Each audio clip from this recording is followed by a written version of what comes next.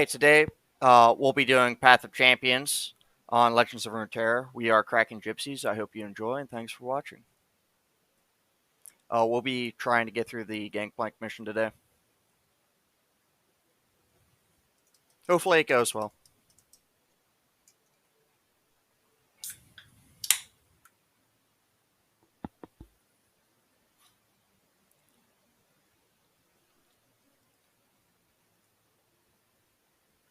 We'll try to go with Bouncing Blaze and see if we could pull any champions to level up from spells. Like Victor. Victor would be huge with that power.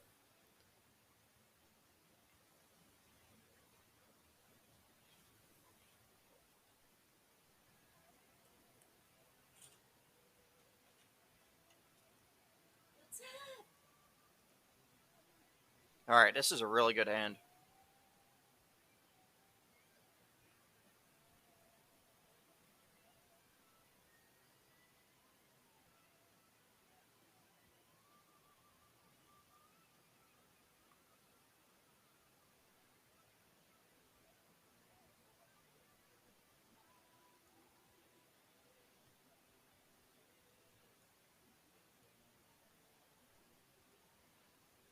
I would say that's a pretty damn good turn one. We already have 3 cards out on the field, so we're doing really well.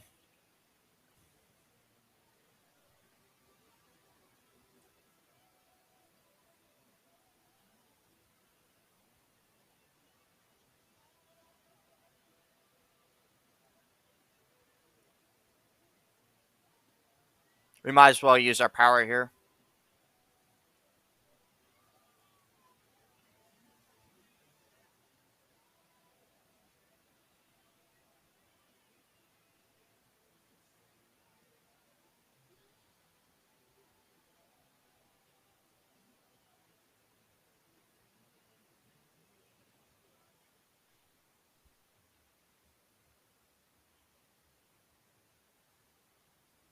Alrighty.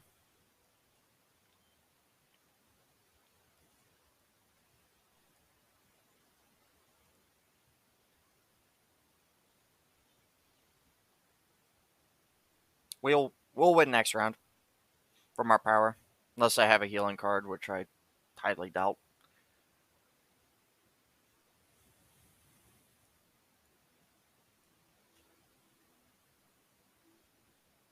Alright.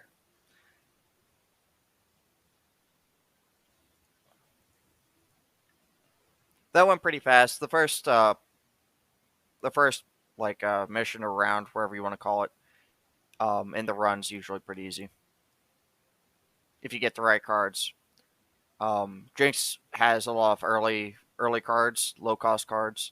So it goes pretty well for her.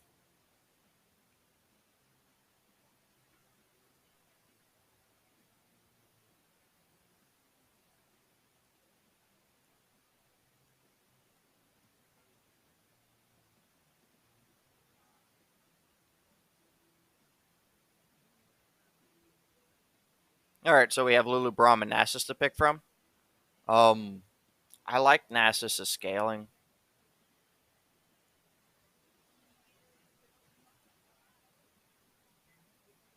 But I also enjoy Braum, because he's able to tank everything that I need him to.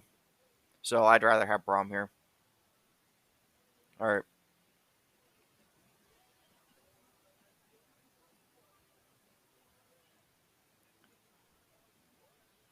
We're going to go up against a Jagged Butcher.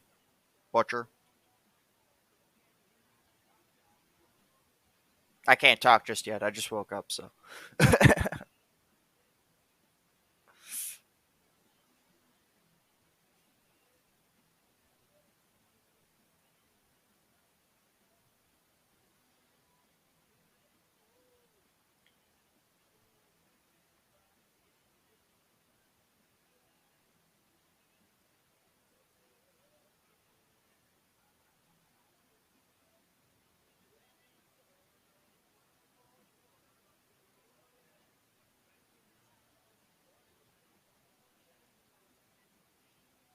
We're going to use our power to destroy that turn one. This way, it lets us stall and see if we can get a discard. We didn't. We got a Boom Crew rookie, but we can still use it to stall. We're going to attack with it and take out the powder keg. Its skill only triggers on attack turns, and it deals 2 to the enemy nexus.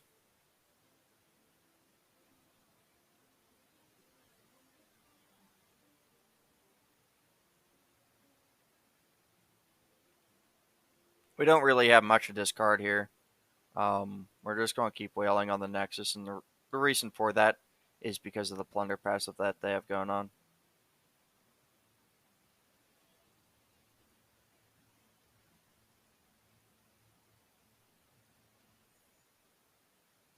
And there you see a trigger.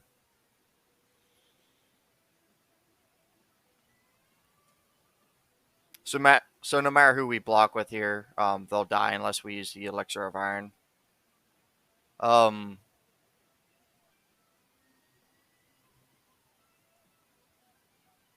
I should have used a Poro Cannon and do that. That's my bad.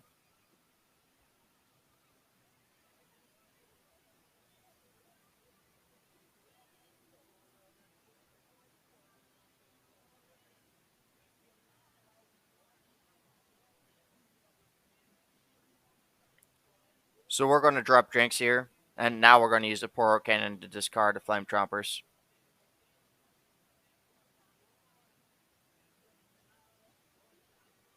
And now we're going to attack. So there's nothing that can really deal with Jinx. We're going to challenge one of them with the Flame Chompers.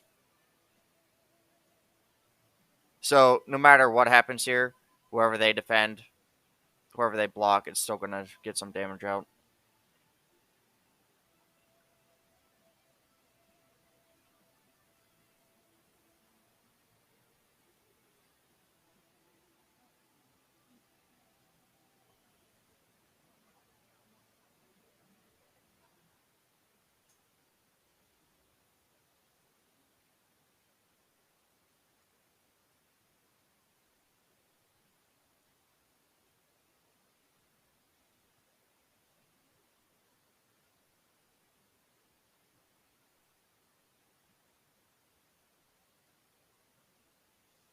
I'm okay with that. That's what I'll use the Elixir of Iron for. If they decide to do things like that.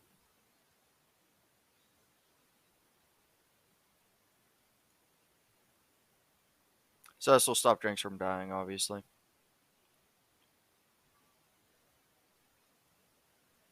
And we'll drop another Daring Poro out, and next turn we should win.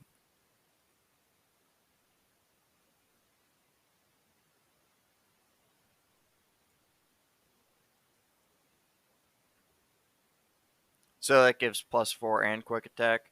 So we might as well just use on that, and then we're just going to drop our Blade's Edge for shits and giggles. And we're going to attack.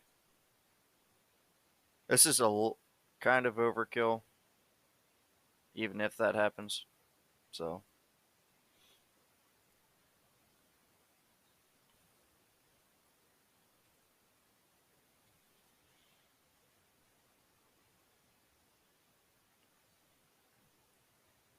this game mode is PvE. It's against AI.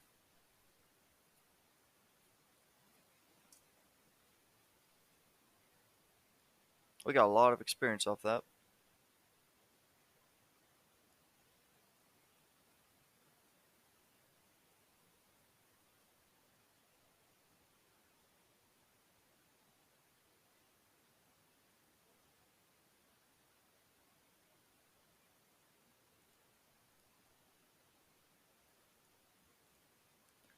I like Unraveled Earth here.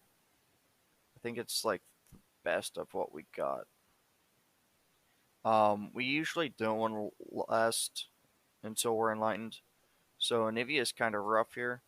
Um, I think she's better off like whenever we go up against Gankplank himself, but until then it's like, why bother? Jinx doesn't really have like a nice enough deck to really accommodate Anivia.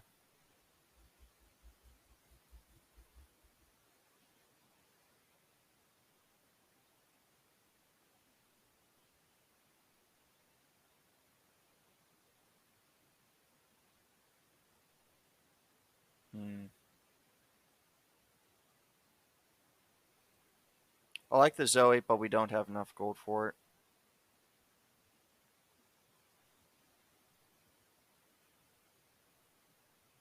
Yeah, the only thing I like is Zoe here. I'm going to reroll. Yeah, we aren't getting many good cards here. We don't have a way of recalling just yet.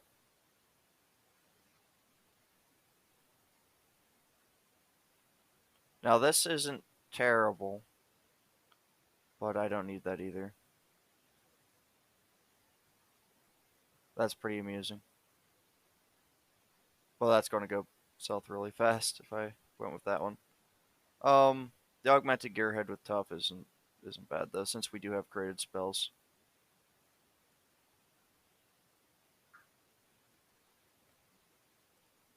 And Targon sprays on a Destined Poro isn't bad either. So yeah. Alright. So we're gonna move on to the Monkey Idol. This one we usually take a lot of damage on. Hopefully it goes well. Our deck is kinda weird. It's not going too great. It's pretty wonky.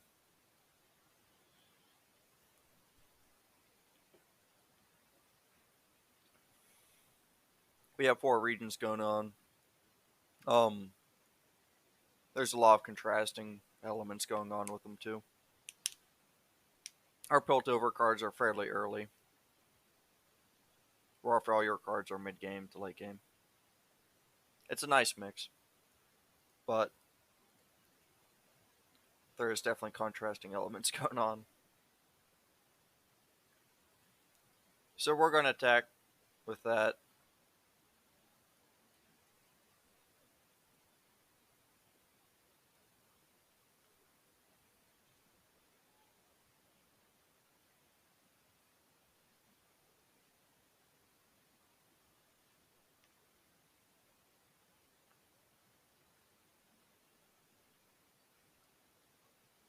Our turn 2 is really weak.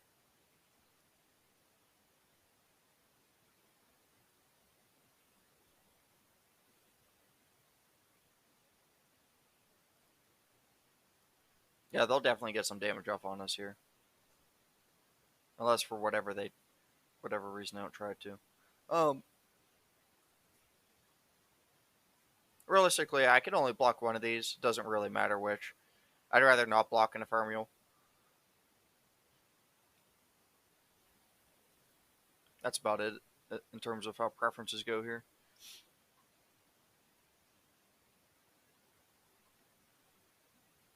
Alright. So I'm going to use some treasure to give us a Scrap Scuttler.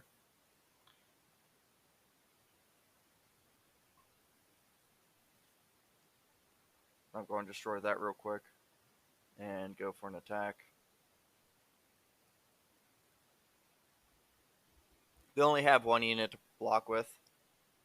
And I feel like the choice that they made to block with was really silly. I mean, yeah, they don't take the 4 damage, but they lose a unit for free.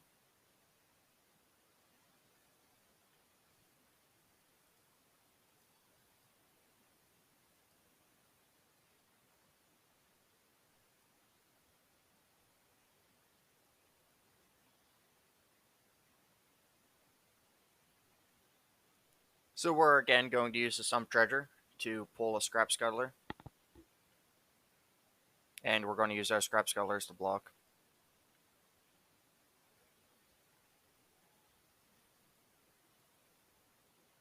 We're pretty much forced to take damage there, so there's nothing we can particularly do. We are going to use our Blade's Edge to dig into the Monkey Idol. It'll die next turn, which is what we want. And next turn we'll also be summoning Braum.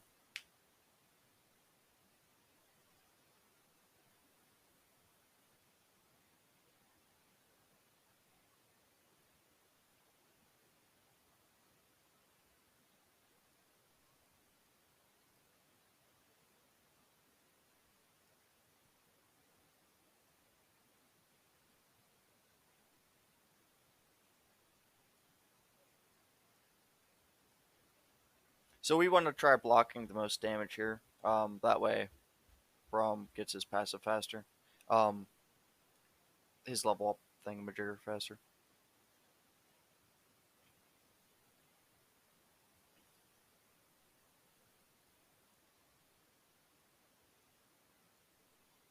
We're going to use the vulnerable on this. It doesn't have any attack, so our some trigger's going to live, and we're just going to take that for free. The other two will be able to deal with Powder Monkey.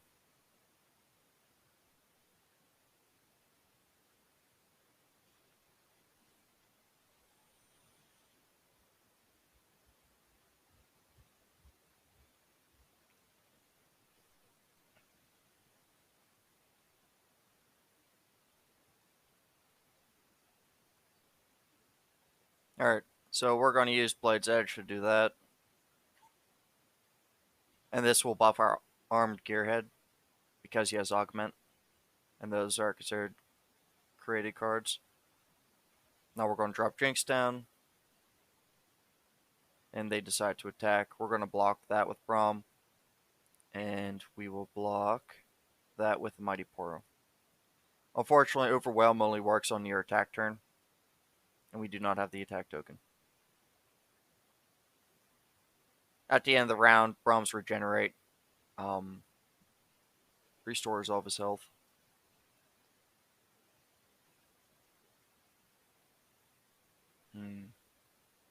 We want to use our abilities here. We have a full board though, so there's no point in using Jinx gets excited to summon the Flame Trumpers. So we are going to destroy this real quick.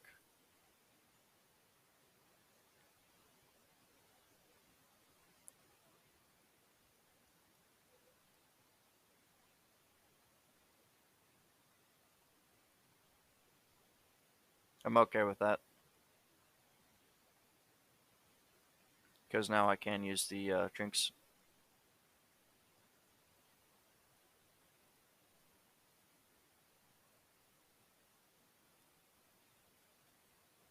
Alright, so we destroyed the Monkey Idol. That's pretty good. And they ended their round there. We'll be able to attack with all these cards for free. And there's really nothing that they can do about it. Realistically, I guess I should just block that with Braum.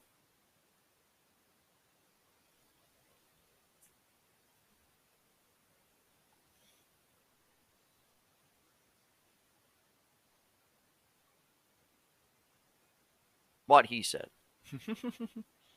Victory is friends we made along the way. Alright, and we will be progressing.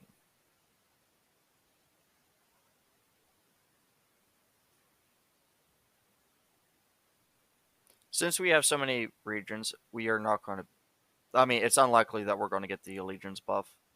I'm not even going to bother with that. Since we have to pick a card here, as far as I'm aware,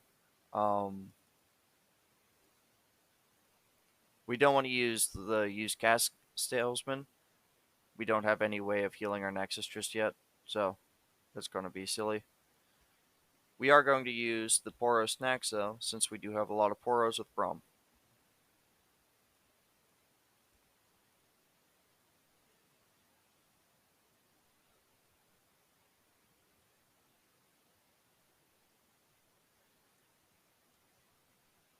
There's technically a chance for us to summon 2 Valors off this card. That'd be kind of funny.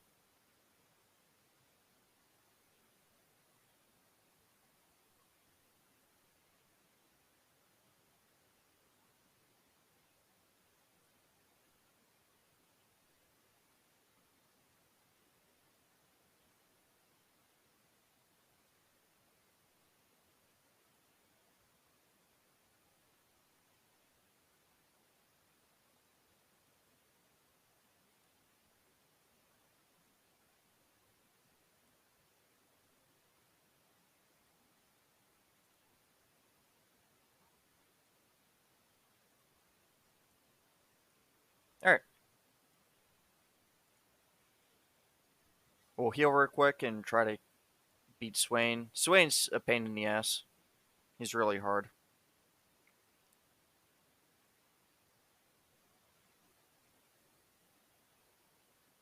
I was able to beat him once before, I believe. I almost beat Gankplank on the first try, the last time I streamed.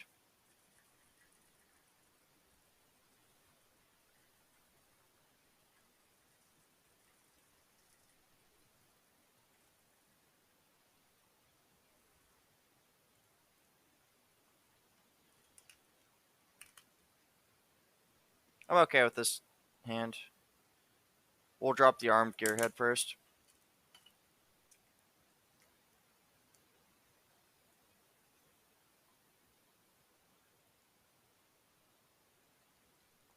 We'll attack since he can't block. That was probably like the best pull that it could have.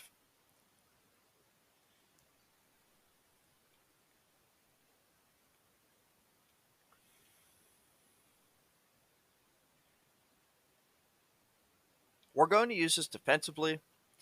It's more of an offensive card because Valor has Scout. But this way we could actually defend. So we want to keep the Intrepid Mariner alive. And I guess we'll sacrifice Valor there.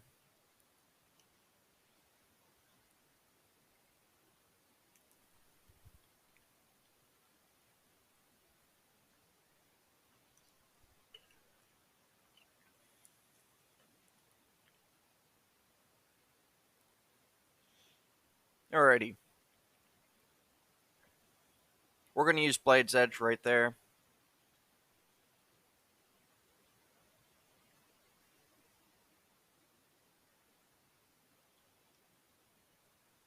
And we are going to attack.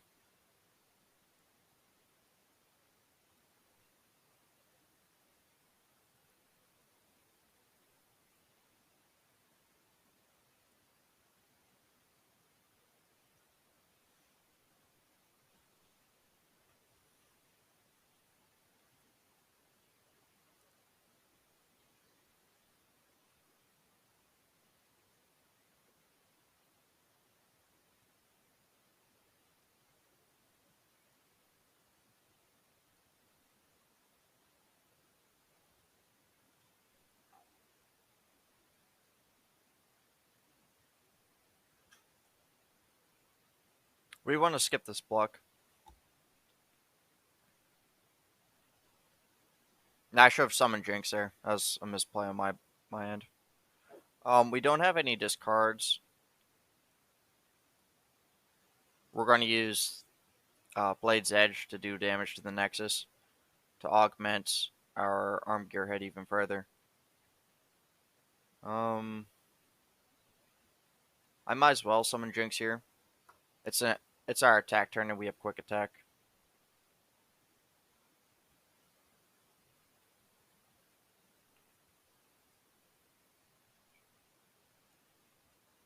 We're going to augment her with quick attack as well. And we're going to make Jinx elusive.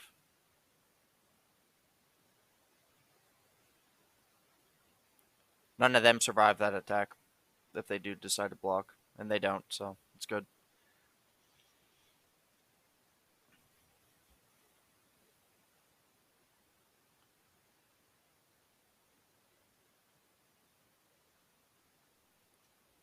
We're going to use the Urchin to summon the Flame Trumpers.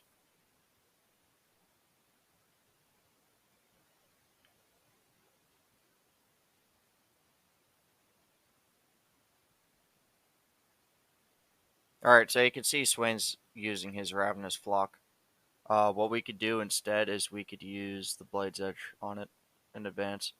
This way, Swain doesn't get this level up passive rolling. We might as well just use Poro Snacks here too. And Jerry Rig. Alright, so since they are attacking, what we could do is we could block that with that. He doesn't have Overwhelm, so nothing really lost there. Swain has 6 health. He does 3 damage. All of his damage is non-combat damage. If I attack with Jinx, there's a chance that he's going to hit me with a spell. But it's either Jinx or an armed gearhead. Jinx is the only one who could block him.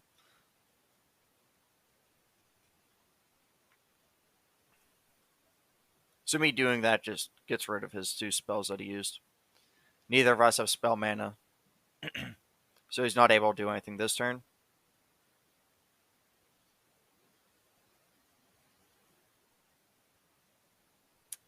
We're immediately going to attack here.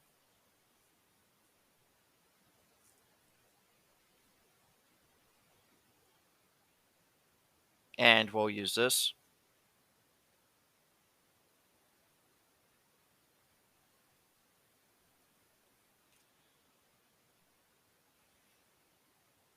And now we'll use a Blade's Edge on that one.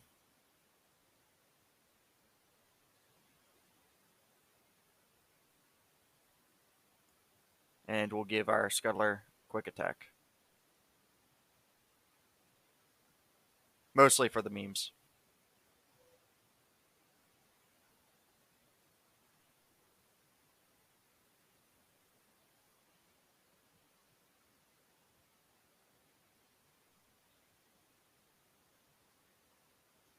Unfortunately, that gets Swain his level up.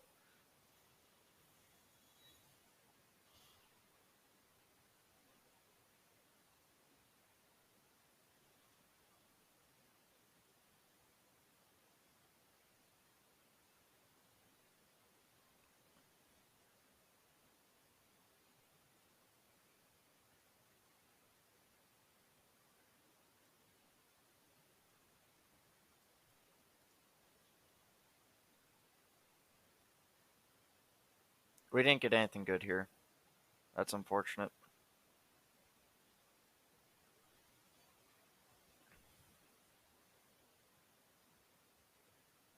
So whenever Swain attacks, he's going to hit everything for 3. We don't have a unit that can withstand that currently. We're going to try to use Valor and use Summoning Beacon to get another character out. Hopefully something will be able to do something, and that was not the case. Since they both have Fearsome, our cards are lost.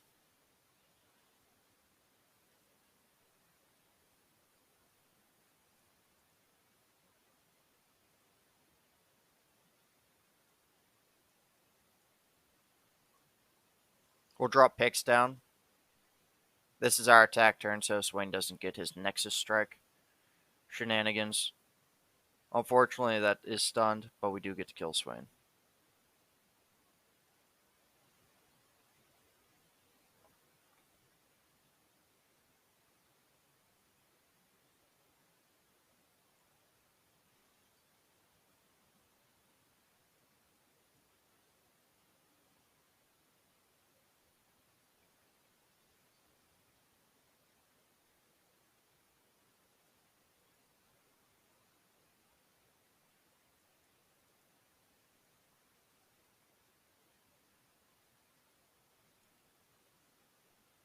We don't want to attack with Pix, and the reason for that is if Pix dies, then he gets 2 of these Trifarian Shield Breakers.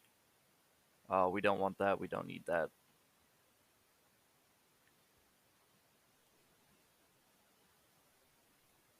Since they are both vulnerable, we can do that, though. And we could actually get rid of one of the Trifarian Shield Breakers here without losing Pix.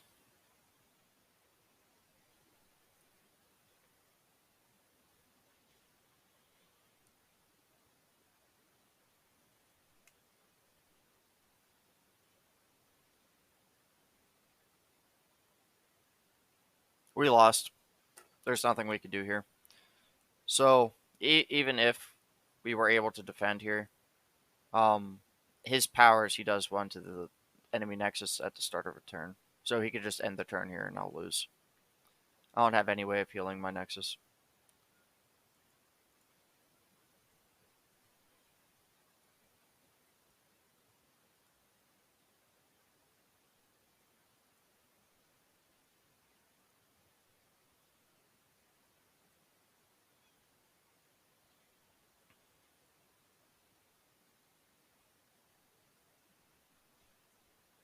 You also have the City Breaker that's also doing 1, so it's overkill by 3.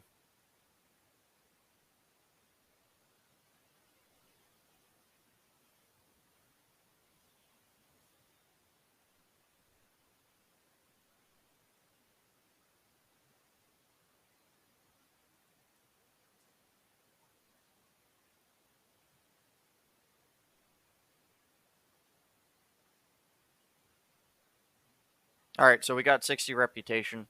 I don't know if you've played Path of Champions or not, but reputation levels up your champion that you use. It doesn't level up Braum because we had to pick Braum.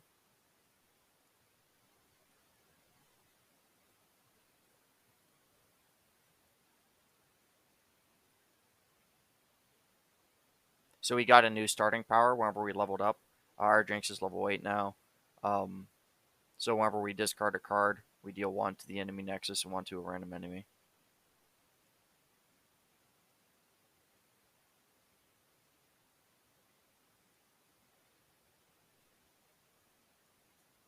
We're going to try to go after Gankplank again, of course.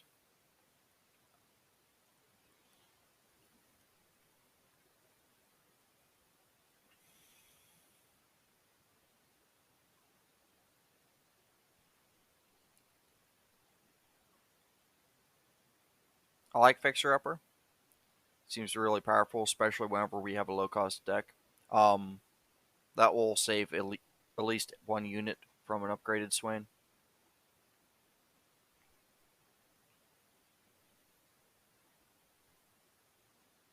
If we get to that point.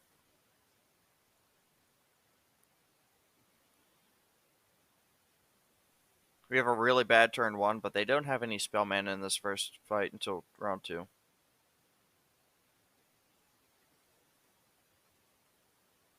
Yeah, we're not able to do anything turn 1.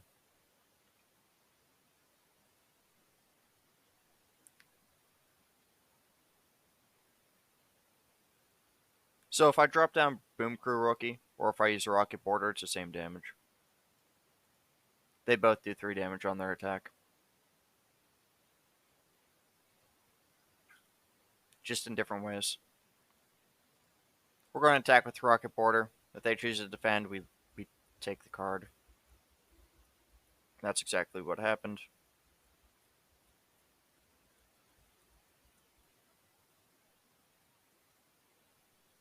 Since it was our weakest card, we got it to be +3/+3.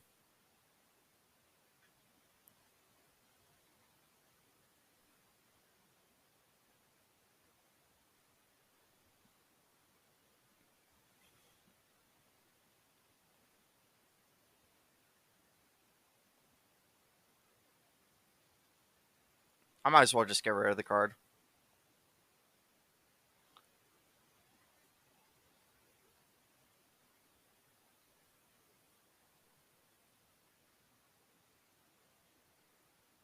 I didn't realize this, but it's only this round. I thought they were permanent buffs. I guess that'd be really broken then, huh? We'll block that with that since it got the buff, and we'll win.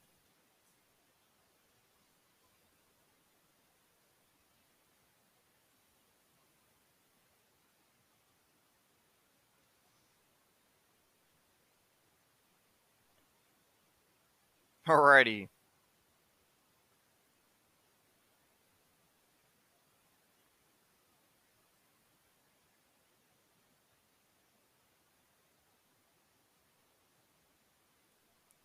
We'll go with Karina.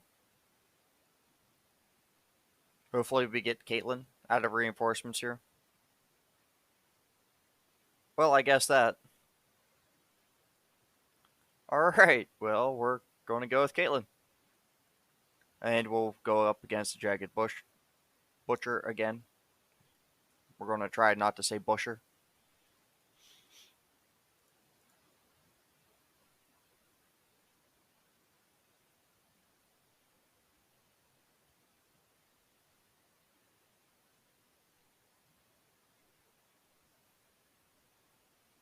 So right now we have a Piltover Allegiance deck, more or less. There's only one region in it, so that's good. Jinx and Caitlyn kind of do and kind of don't complement each other. Caitlyn has a lot of like mid to end game cards, yet like the champion herself is pretty early. She's kind of like a better version of Jinx for whatever reason. Like she has 1 cost less. I mean, yeah, she has 1 less attack and I think the same health, but she has her strike passive and she has quick attack.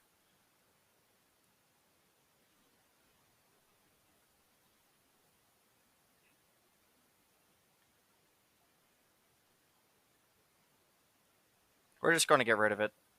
Our turn 2, our Flame Trumpers will be buffed by our +3/+3 power.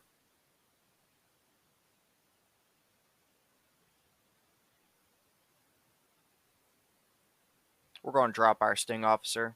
They'll be able to attack regardless. Unless that happens, then they will not be able to attack regardless.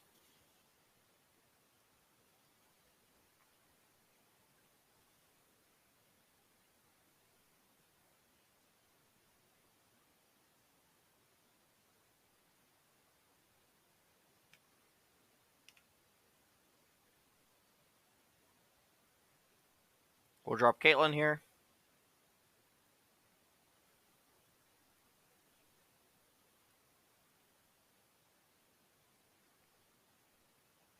We'll use the Sump Dredger to discard Jury Rig to summon a Scrap Scuttler. It's a pretty common tactic whenever you're running Jinx and Path of Champions. It's pretty free. I'm cool with that. We'll get it back. We'll attack with everything. We're going to use Flame Trumpers to challenge that, though. That way we actually get our card back immediately.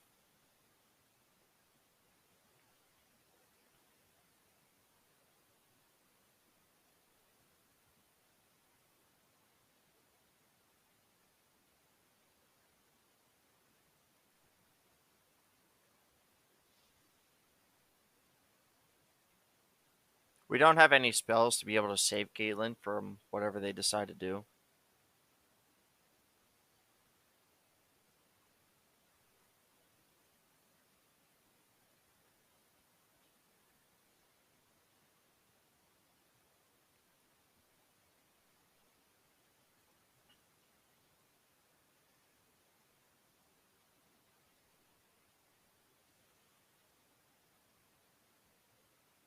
Oh, that's awfully obnoxious.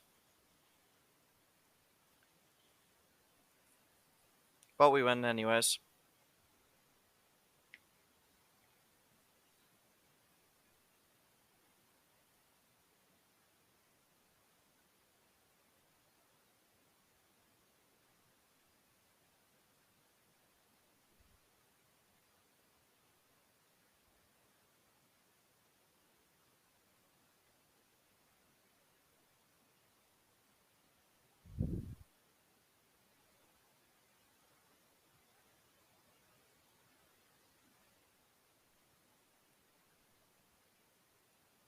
We definitely want to take Poppy here. Having a Jinx Challenger is good too. Like, I could understand that. But Poppy's a really strong card right now for whatever reason. Salvage costs health in exchange for cards. So we're going to go with Item Chest. There's no point in giving him Regenerate because he only has 1 health. It's kind of funny though.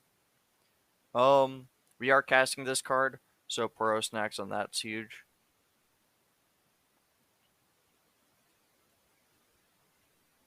And we'll be going up against Monkey Idols as per usual.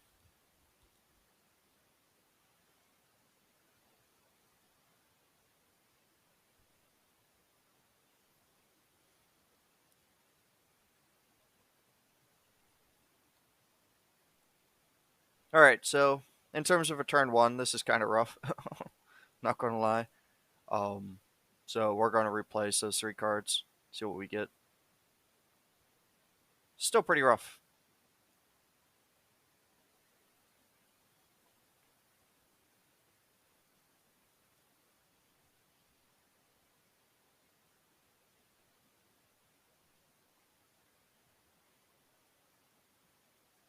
We definitely want to block the Shadow Fiend here. Otherwise, we'll take more damage.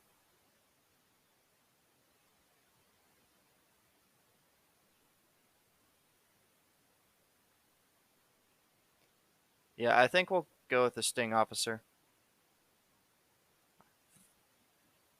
They don't have any elusive units to block with, so I'll be good to go. His passive works on Nexus Strike, otherwise I would have actually destroyed the Powder Keg there.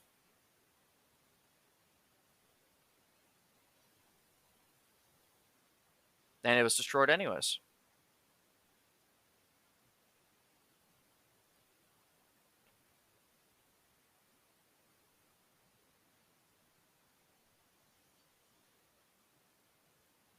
We're going to use Sump Dredger to get rid of Jury Rig to summon the Scrap Scuttler.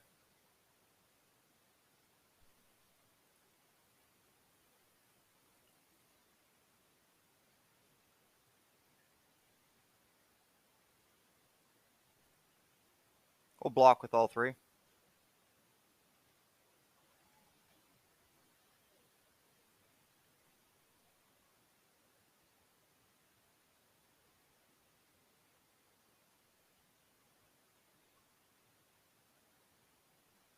We'll just attack with these two. And then drop a card down.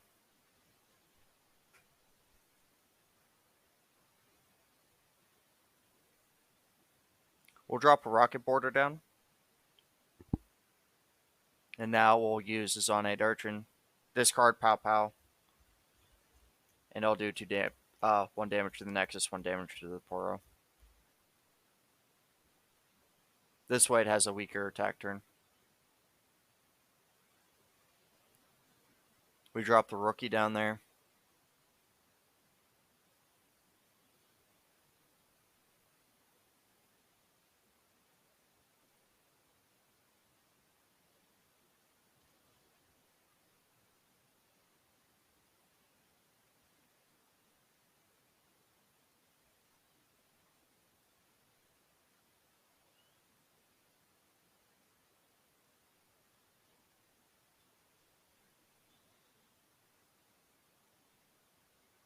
And we'll win next turn.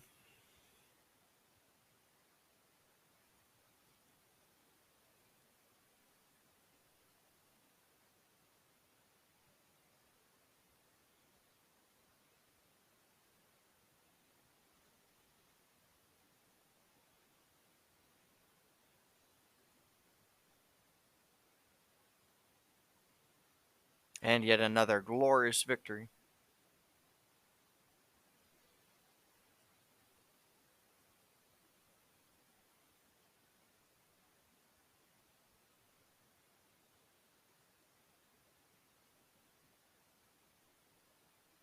I don't like any of these cards. I also don't like the thought of re-rolling these. Realistically, I want to try to keep, like, Piltover Allegiance deck.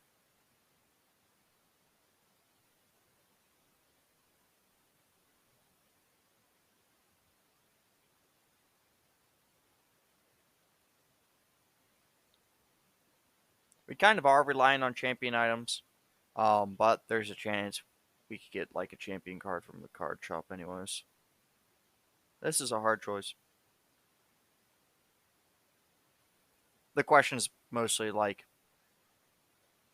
how much will Jinx and Caitlyn benefit from it if I get the draw?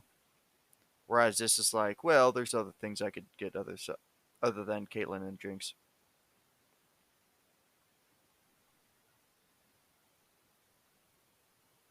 I think I'd rather go to the card shop.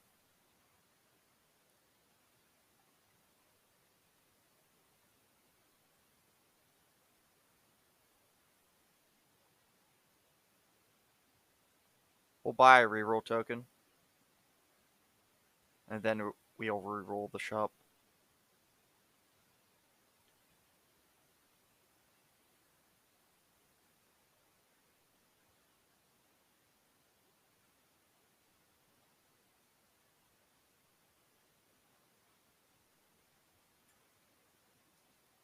We don't have any way of buffing this, so there's no point in us doing it. Relentless Pursuit with Rally's nice. If we could get past Swain into another shop. I don't think that'll be the case, though. Our best option from this is Shock Blast, I'd say. It having Plunder is actually fairly nice, so it's only a 3-cost then.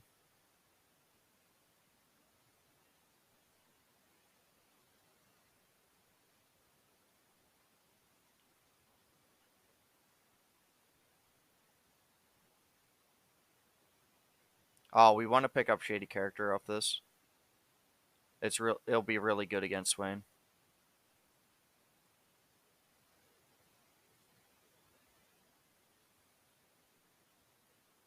And we'll use the Unlicensed Innovation.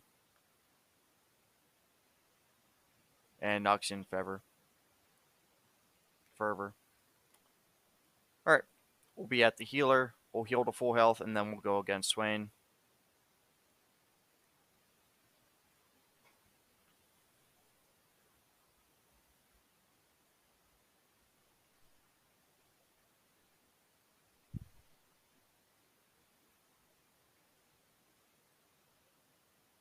Thanks again for watching. If you find this entertaining or informational in any way, feel free to follow us on Twitch or check us out on YouTube. This may or may not be a video on YouTube later on.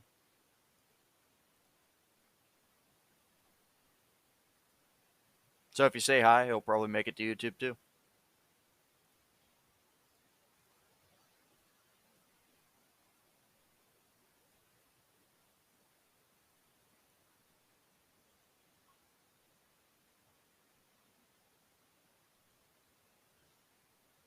Our turn 1 sucks. Our turn 2 isn't that much better currently. Alright, now it's a little bit better. We don't have any discards though. So our best thing that we could do here is drop Boom Crew Rookie. We're going to hold off on using Zonite. And we're just going to pass.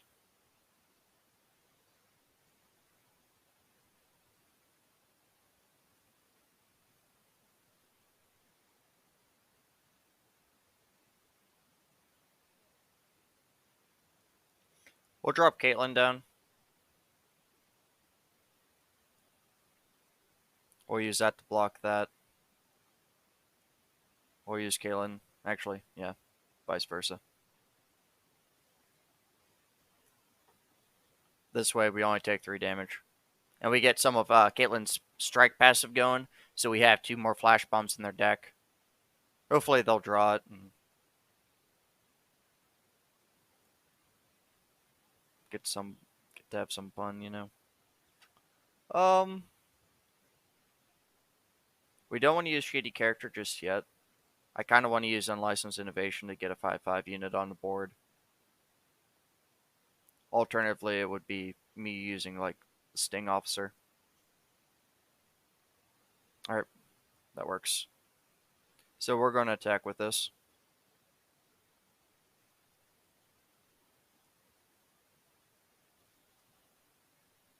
We get a nice amount of damage on their Nexus.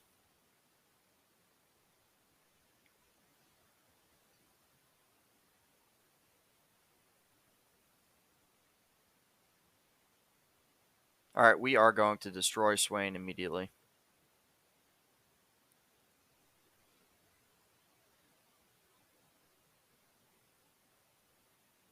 Unfortunately, we don't have anyone particular that we want to deal 3 to. So we'll deal 3 to the Boom Crew Rookie.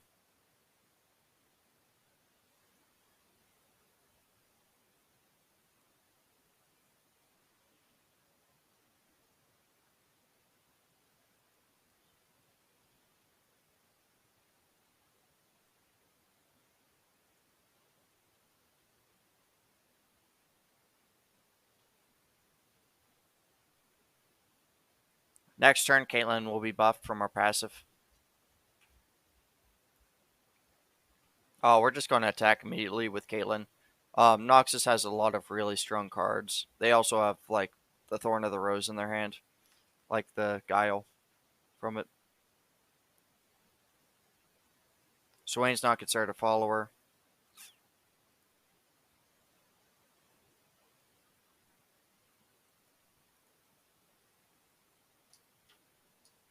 And we'll end the turn there.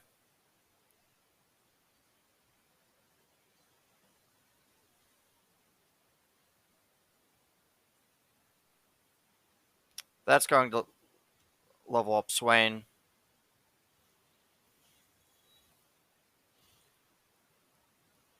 And we don't have any spells to get rid of him.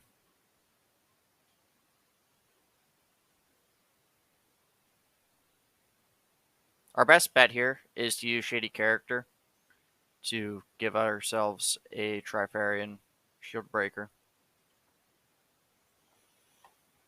And we'll use that to deal with Swain.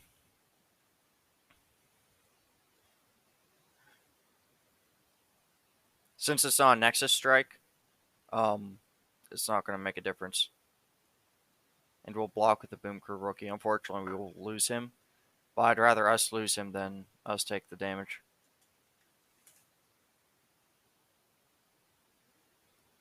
We're going to drop the Sump Dredger and discard. That way we get rid of that.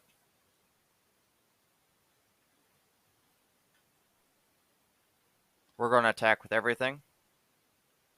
We'll do 15 damage here unless they destroy one of our cards.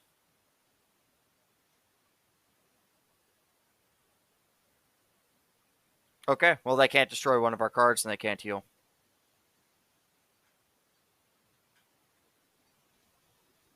So we went off of that.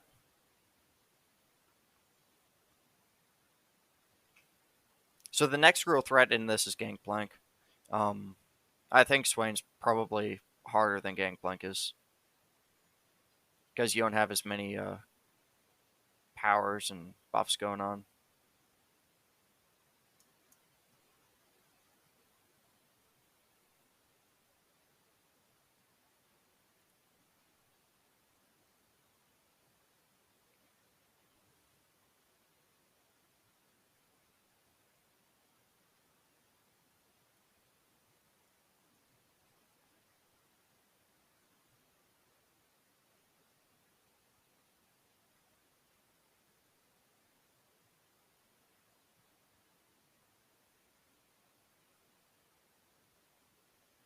LS have Overwhelm's pretty good, given that Gangplank's going to have those barrels that have vulnerability.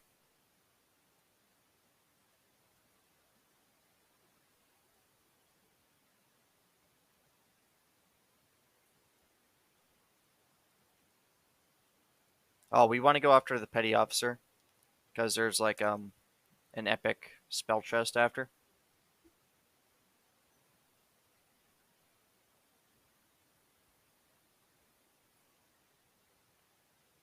So there's a chance we'll get something good off that.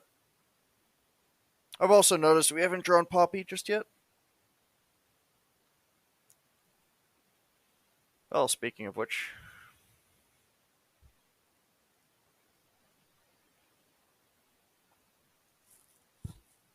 we also didn't need Poppy just yet either.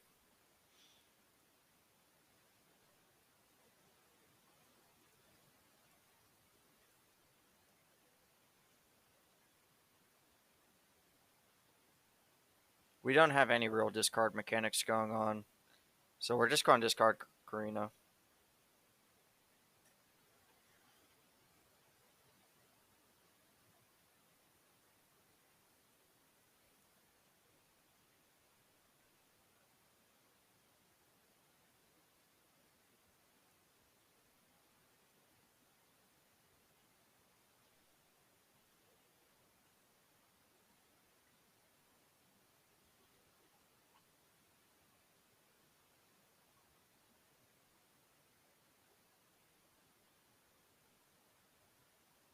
Okay, well, we'll attack with the Poro. And the reason for this is if we drop the Sting Officer right now, they're just going to use Knock 'em Down to destroy it.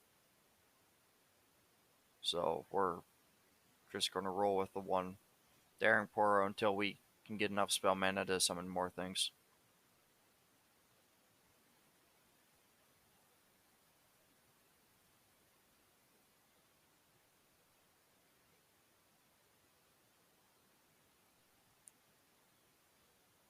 We're just going to get rid of that.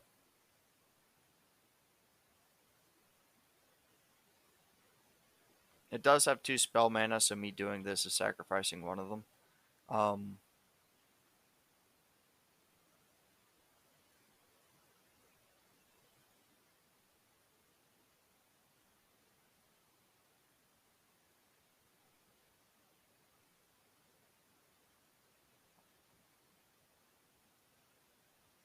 We'll defend with that Poro since he'll just basically regenerate next turn anyways.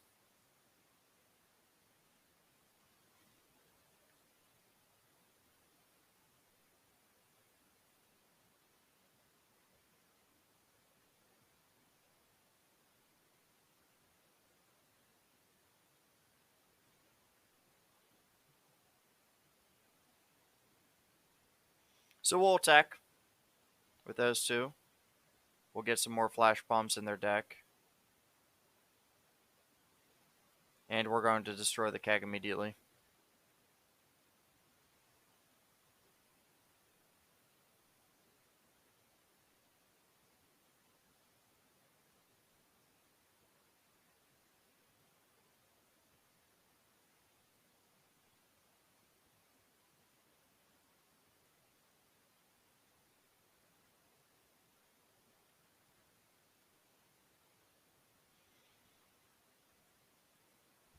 We're going to use Shady Character to copy Jack the Winner.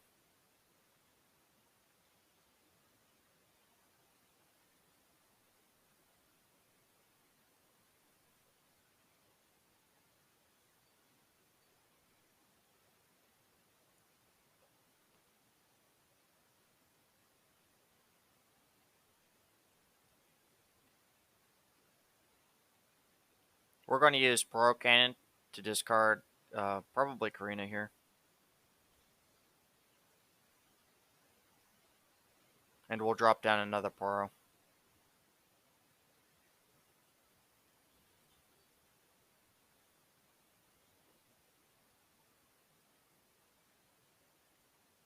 And we're going to attack with this.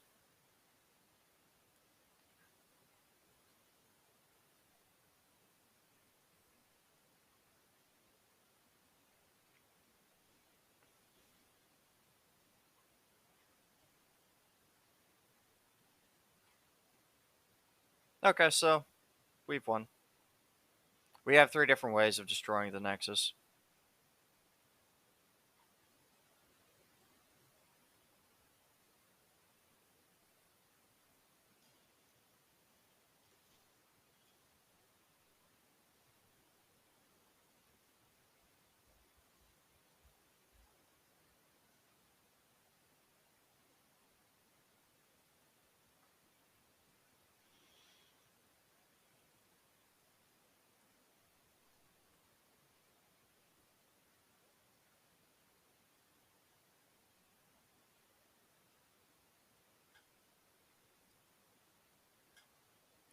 So we're going to take Plunder on Unlicensed Innovation.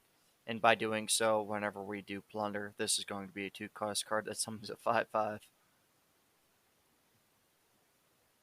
Sounds pretty broken to me.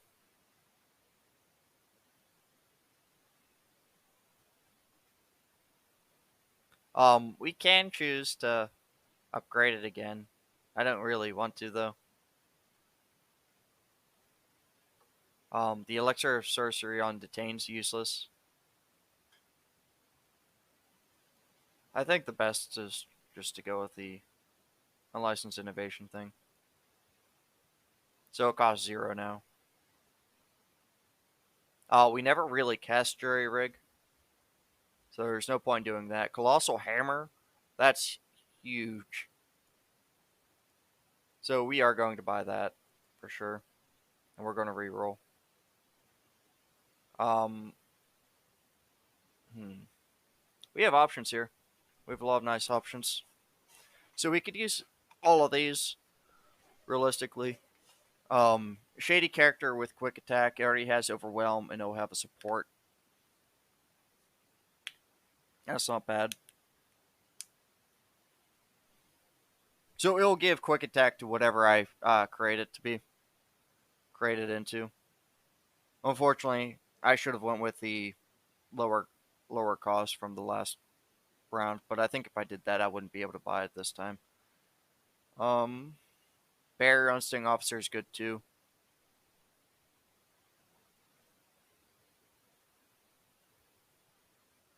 And the discard 1, draw 1 on Daring Poros extremely well.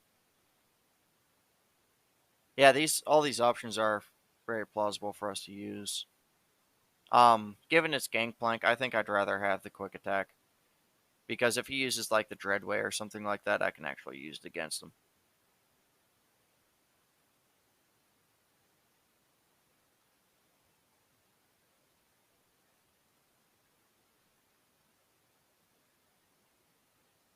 We'll take on Riptide Rex.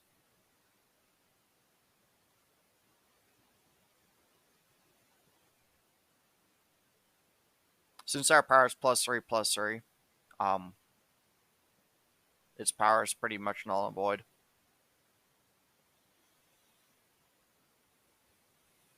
So in terms of powers that we have this round, we'll just go over it real quick again.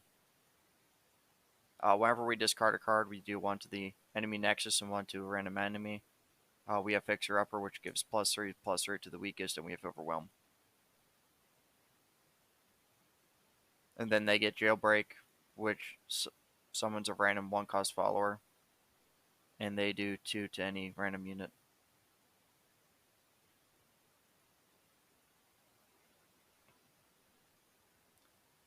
We'll replace those 2 cards.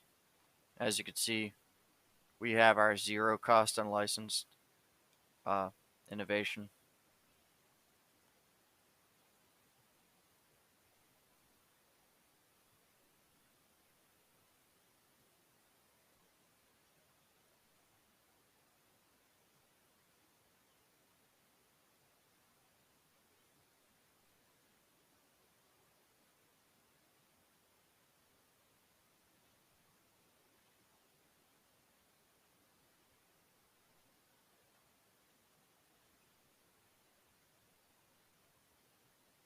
Okay, so we'll use the Daring Poros to get rid of the Jury Rig. Since this is our attack turn, we're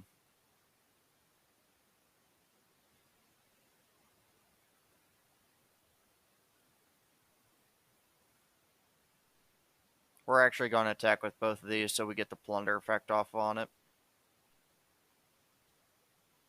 That way it should be lowering this cost even more, so we won't actually take Nexus damage.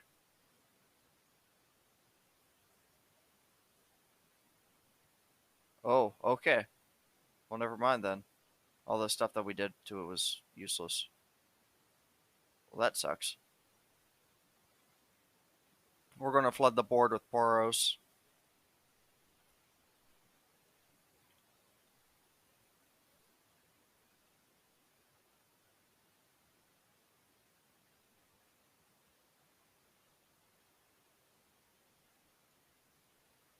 We'll use Mystic Shot to get rid of the Solari Soldier to predict.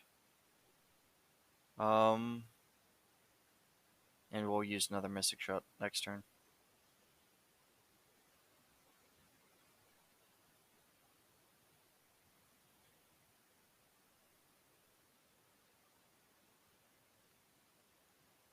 We'll start by attacking.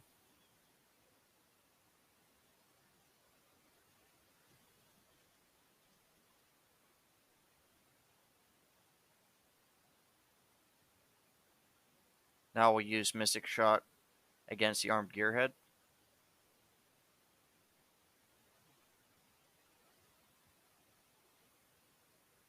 We have options here. We could predict Poppy, but it's going to be on a defensive turn, and we'd probably use her to defend the Island Navigator. I think that's our best choice. Otherwise, we'd go with Shady Character and just copy the Island Navigator.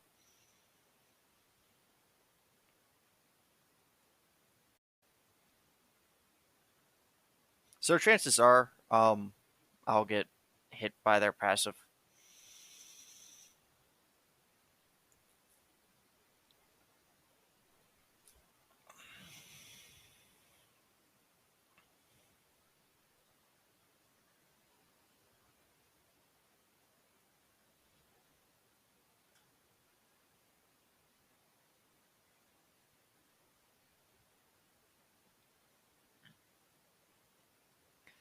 We're going to attack.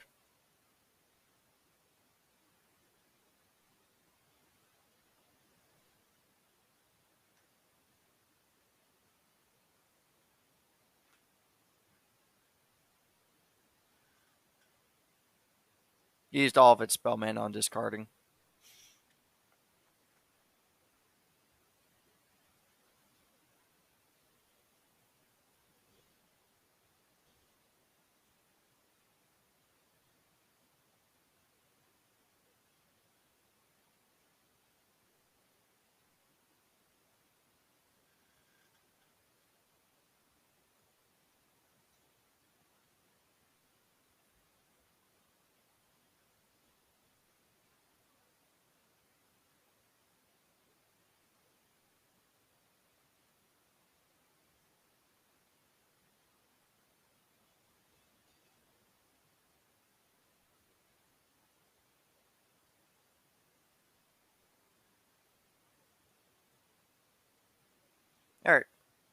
So, on this turn, we are going to use Scrap Scuttler to destroy the Island Navigator. I don't know why they didn't use the Scout passive, but they didn't.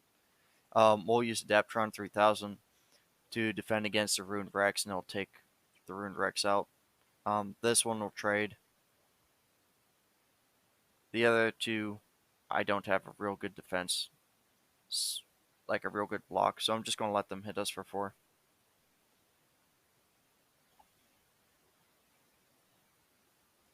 I might as well just summon the Flame Trumpers.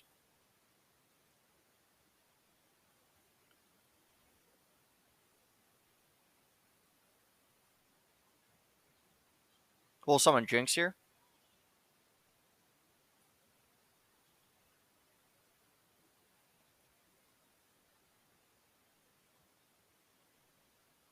And we're going to attack there.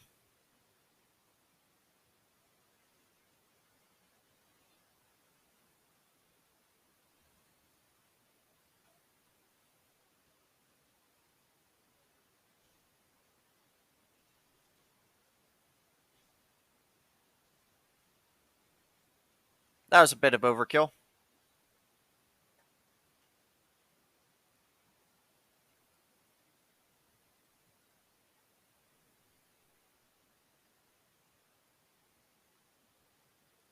I think it's safe to say we have a decent chance of beating Gankplank here.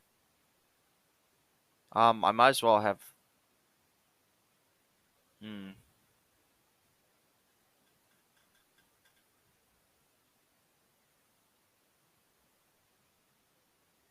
Yeah, I think I'm actually going to go with the Ephemeral Boom Crew Rookie.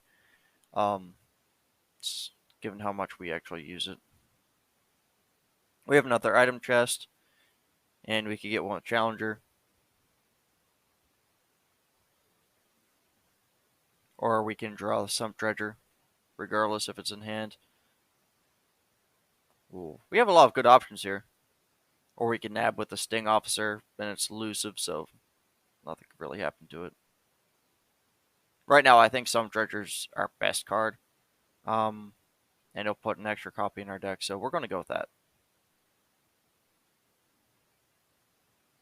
Now, the healer doesn't heal us to full health, and that's okay. We're pretty close to full health.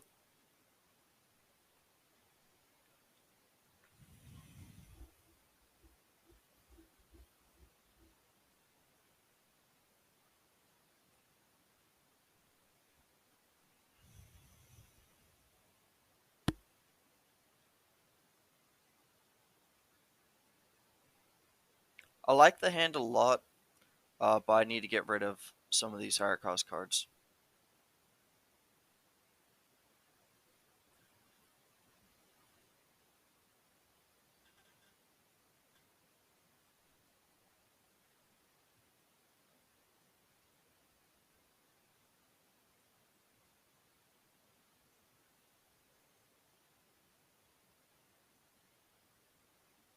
Our best choice here is to use the Poro Cannon to discard a Back Alley Brawler, or Barkeep,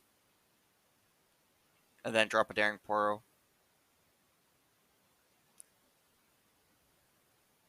And now we'll use the Contraption.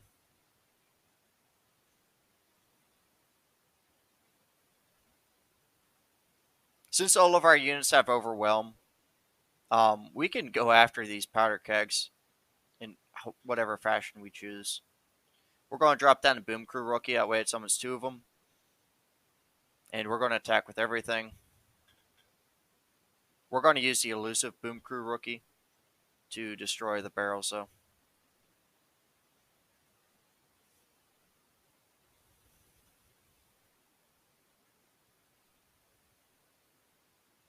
And Gangplank's already brought down to my level almost.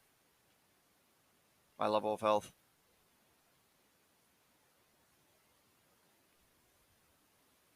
We're going to drop the Sump Dredger now and discard Karina.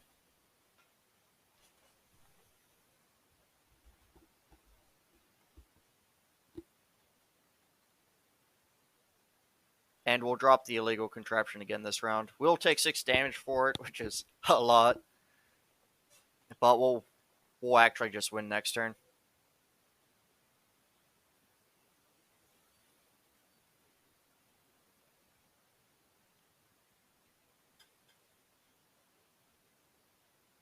They've decided to attack. Kind of silly, but okay. We lose nothing there.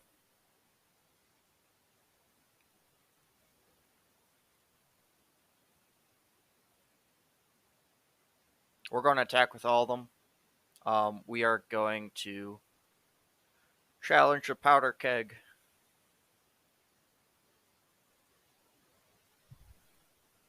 And that should be it for Gankplank.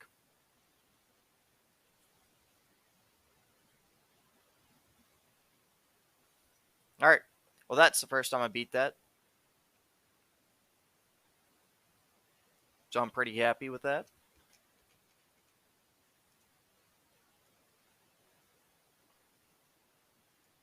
Everything that happens after this will be our first time doing it.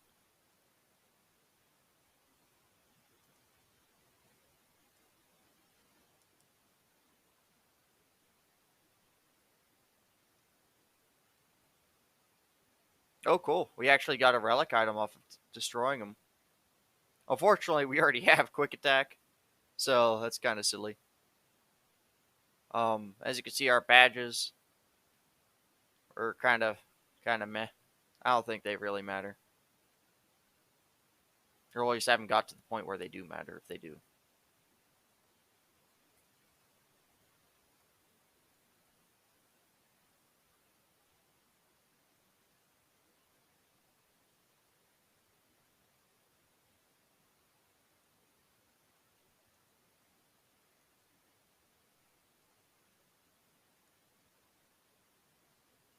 We only have one space for a relic item. Our relic item already has the same keyword as Jinx. So, yeah, not much going on there, I'll tell you that much. We don't have enough cards of Aurelia or Pike. Nami's new, I'm pretty sure.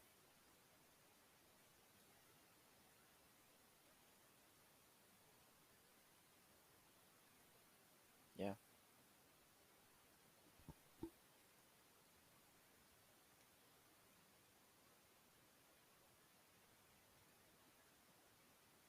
Alright. So we are going to go against Ezreal next. This is also difficulty 2, which is the same as Gankplank.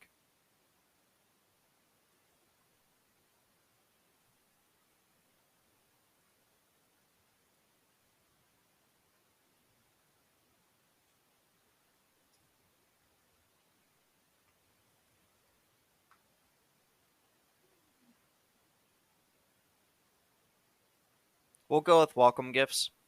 Hey, thanks for watching. Thanks for tuning in.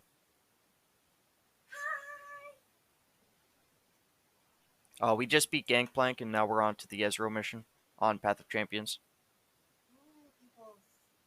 As you can see, we're using Jinx. Jinx kind of scares me. She's cute, but she scares me.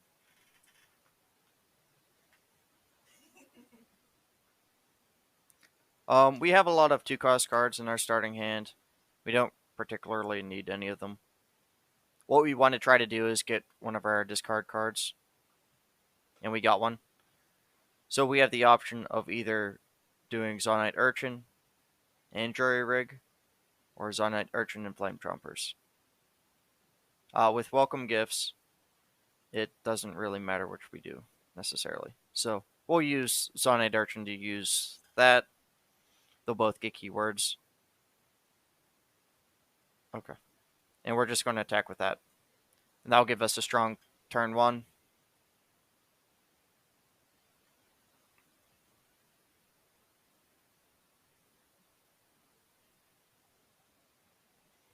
Now we'll use Burrow Cannon to discard Flame Trompers.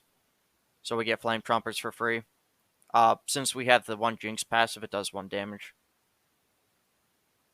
And we'll drop Boomcrew Rookie down now.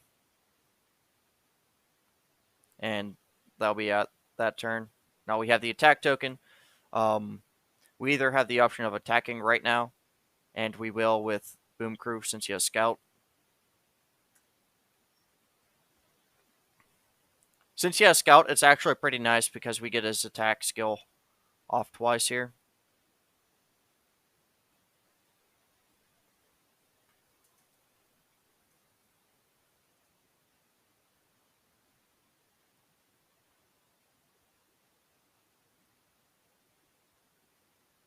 So welcome gifts.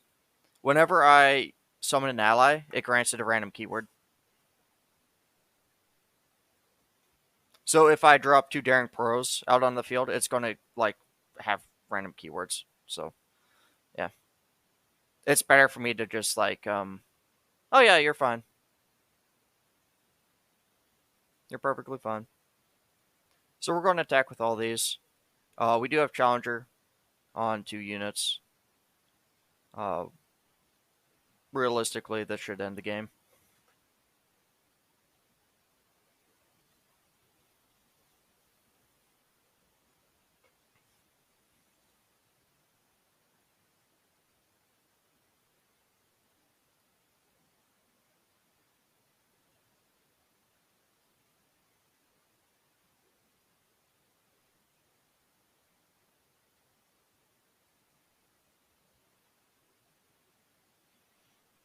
All right. So I think we go with Jace here.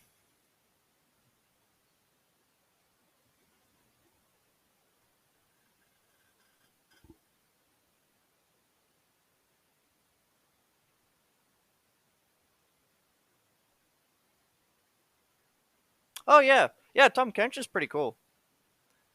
If you get like monkey idols and stuff like that with him, it goes pretty nice.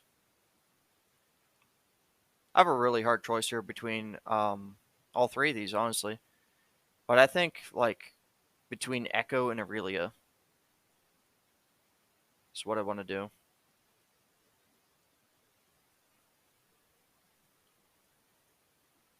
Our only way to predict is with Echo cards.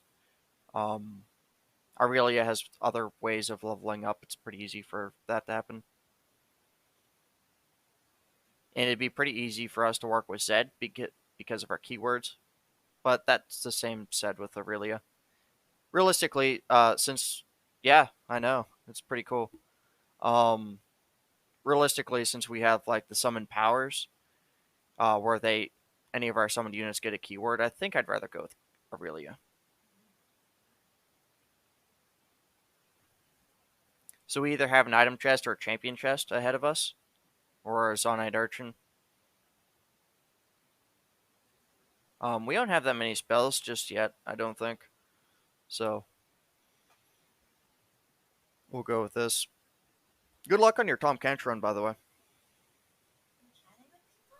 Oh, that's so much fun. Hi,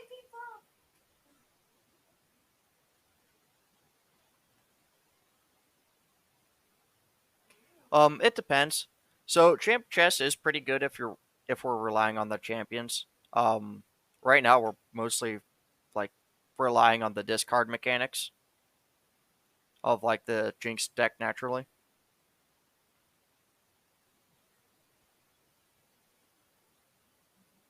Unfortunately, turn one here is really rough. Uh, we're going to go with the jury rig and attack with Scrap Scuttler turn one. Ah, the little cat is cute. We get a nice 2 damage off turn one. Hi, hi, hi. All right, so we now have our discard. We also have suit up, and this will grow an ally to 4/4. We're going to use the Zonite Urchin to discard Flame Chompers.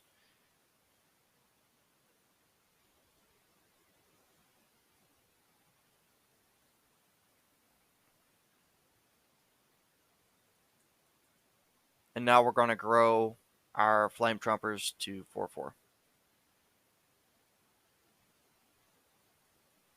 So now if they decide to attack, we'll be able to destroy with Flame Chompers.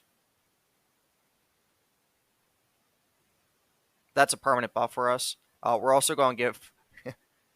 um, we'll actually wait on the Sunport map. Yeah. I'd rather have our Rocket Border elusive.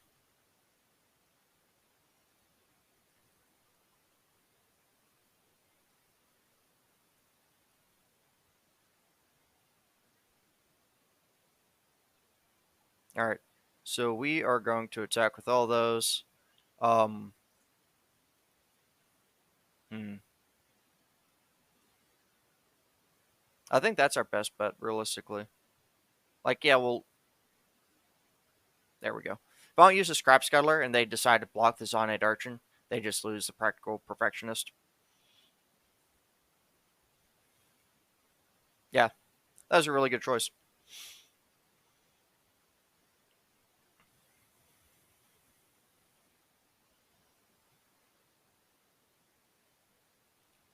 We got Suit Up again as a fleeting spell. We're going to drop Aurelia down, and we're going to use Suit Up on her.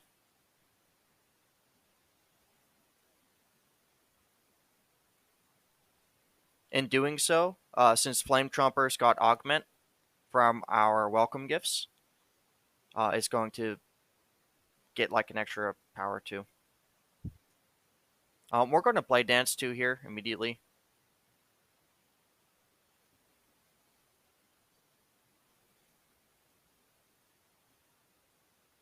And now we're going to suit up our Rocket Border, which will also buff up our Flame Trumpers. We're going to use Pow Pow on the Practical Perfectionist.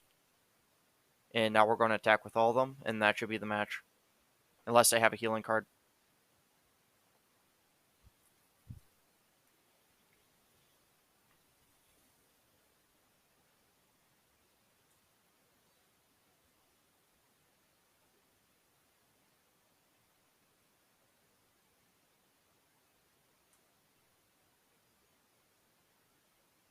That went really well. We still have full Nexus health. I really got lifesteal at the end there, so it went pretty nice.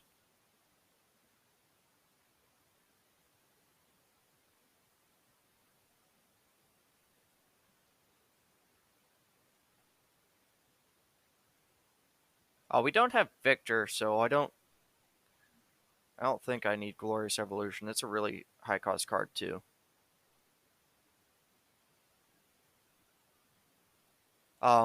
We could use Rites of the Calling here.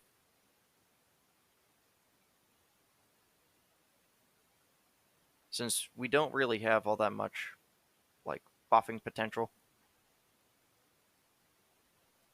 I'm not sure what the Zonite Urchin does, so I'm half tempted to do it, but I'd rather go for the item chest just to be sure. Um,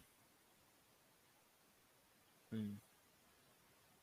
Elixir of Skill on Poro Cannon's pretty nice, and Quick Attack on Zonite Urchin's okay too. But I think I'd rather go with the Poro Cannon.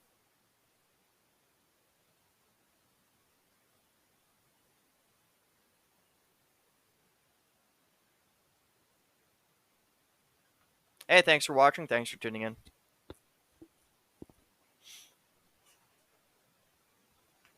We're playing the Path of Champions. Right now we have Jinx, Jace, and Aurelia. We have some nice powers going on here. We have welcome gifts, and we have Jinx's level passive. When I discard a card, we deal 1 to the enemy nexus and 1 to a random enemy. Our starting hand is pretty lackluster. We don't have any turn 1 cards. Our turn 2 is strong, though.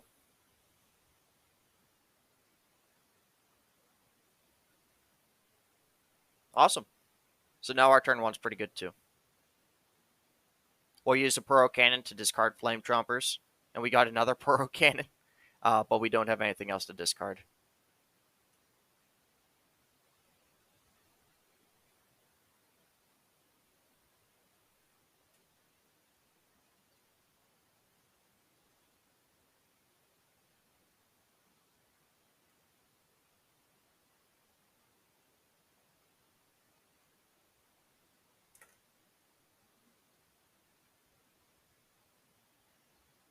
Alright, so with Daring Poro, it was elusive. We also got Scout on it from the keywords.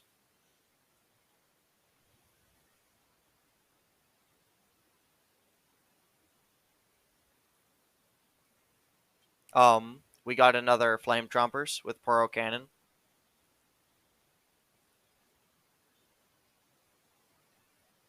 And we got a Boom Crew rookie.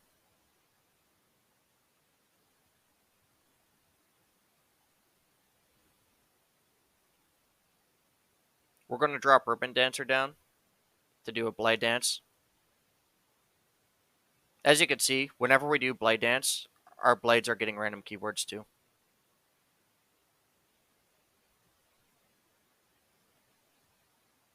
Since they don't have any mana left, we're going to summon another Daring Poro. This one has Augment. We're going to use our Scout Daring Poro to attack first. And now we're going to attack again.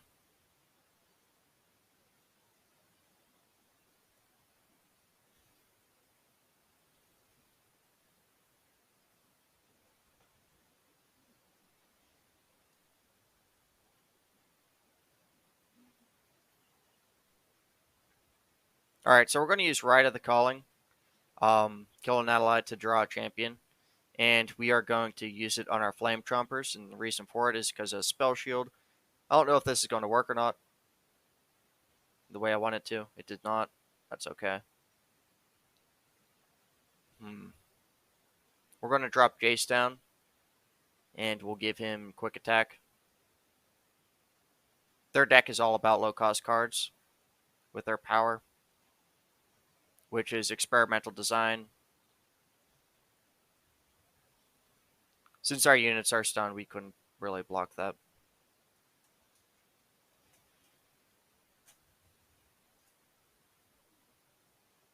Alright, so we know they have Mystic Shot. We don't know what their other two cards are. They have 5 mana in total. Only one of their cards are stunned. So it would be kind of silly for us to use Daring Poro at this point. So instead I'll use a Rocket Border. I'll go for summons here. With that having Fearsome, it can't be blocked. We'll drop a Boom Crew rookie.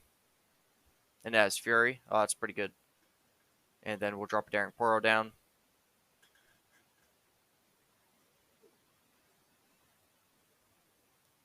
So now we'll use our Scout to attack with this.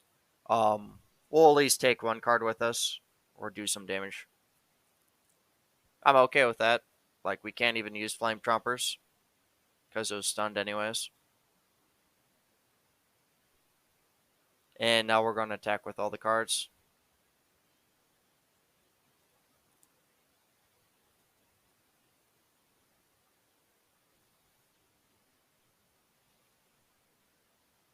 We have Quick Attack and Fearsome doing work here.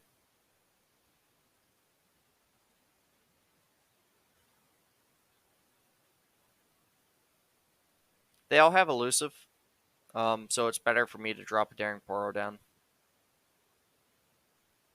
And I'm going to use Pow Pow on the Amateur Aeronaut. And then I'm going to block the 2-1 with the Daring Poro.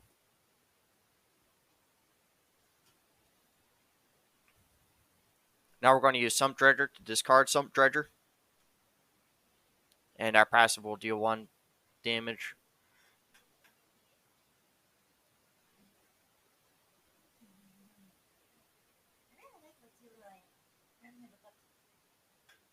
We're going to drop Jinx down. They only have 1 card, and they used it.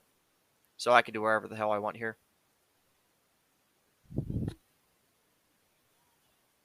So we got the Jinx level up, so we'll get the Super Mega Death Rocket. If we use our Light Ribbon Dancer. That being said, that means we want to lose a card here. That way we'll be able to Blade Dance. Alternatively, we end because they didn't have any cards to heal their Nexus.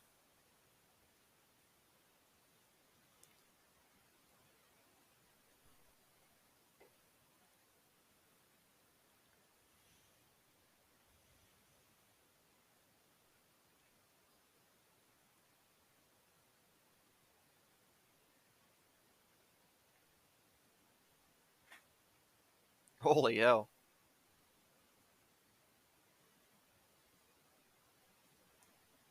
I like that.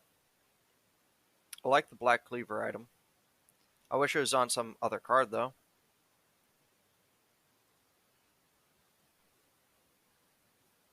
I like Rummage, too. That helps a lot with how our deck goes. Blossoming Blade is also pretty good too. I think I'll go with Rummage, although I really like how Black Cleaver works. So we either have a card shop or a gold chest. We're going to go with the card shop.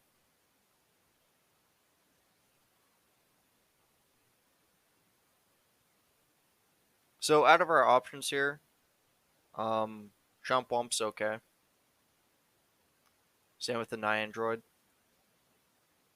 And we'll go with the Gankplank Shredder as well.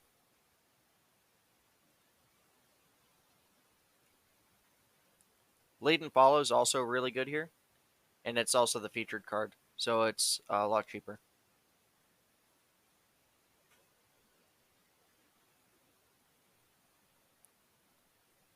There's no point of us rerolling, but we will buy a reroll token. We'll go to a healer and we'll get our Nexus health capped. Thanks for watching. Thanks for tuning in. We're about to go against Karma.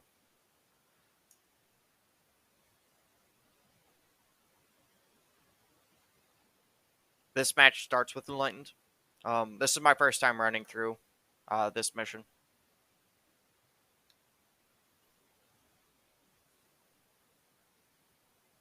So I'm not entirely sure what to expect.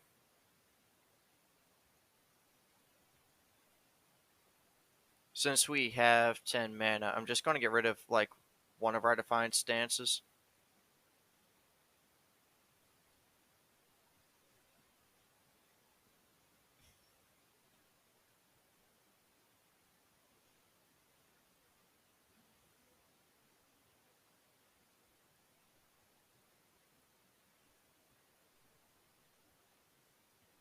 A turn 1 Karma that has a level up is pretty scary, got to say.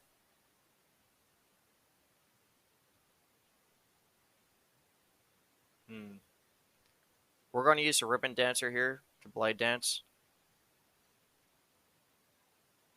It is their attack turn.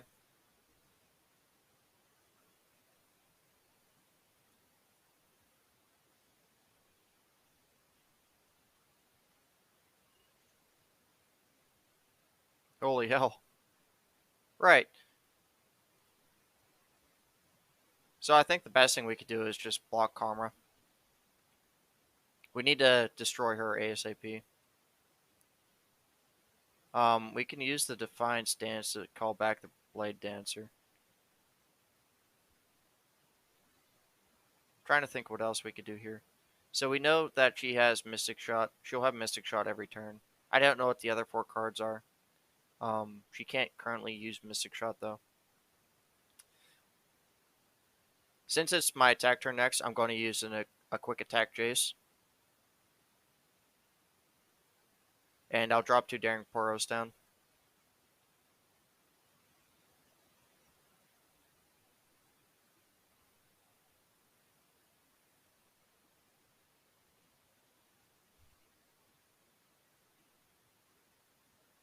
Okay, so we're going to use Chump Wump to get some Mushroom Clouds going.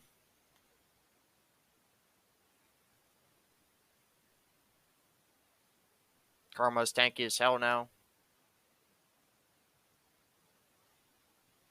And she now has a ton of Poros. With Poros next.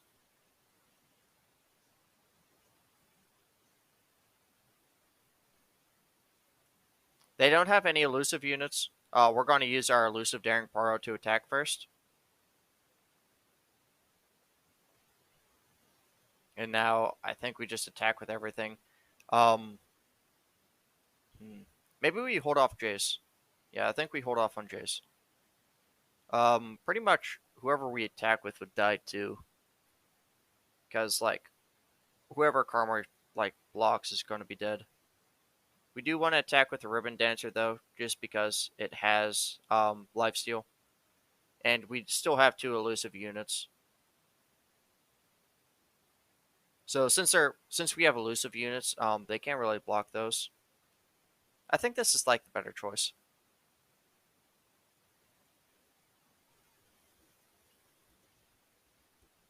At least we get some lifesteal going.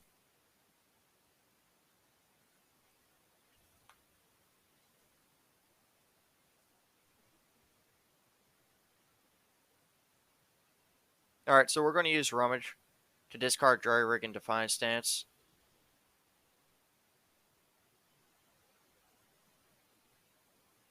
And we're going to use Lead and Follow to, I guess, recall this Scrap Scuttler. Pretty much all of their cards have 3/3, so Fearsome's pretty useless here. They're going to double buff Poros, so that's pretty massive. We're forced to defend here. We're going to destroy Karma with that. And we will destroy one of the Tails of the Dragon. And I guess since we're forced... We're not that forced into doing things, actually. Yeah. So we'll work with that as a block. We do lose a lot, but we also trade. So I don't think it's that bad. We're going to use Flawless Duet to play Dance. Unfortunately, they do use Mystic Shot on Jace. So he's good as dead.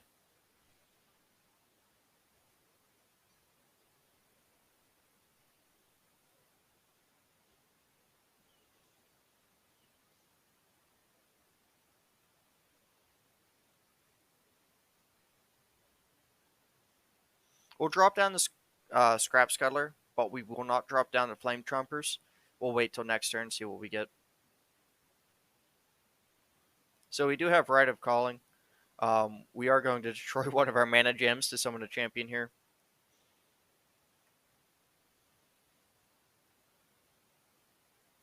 Oh, that's perfect.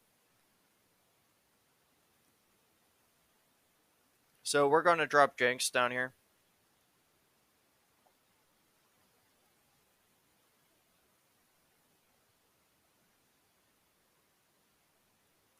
And then we're going to use the Sum Treasure to discard the Flame Trumper. And we'll get Jinx leveled up.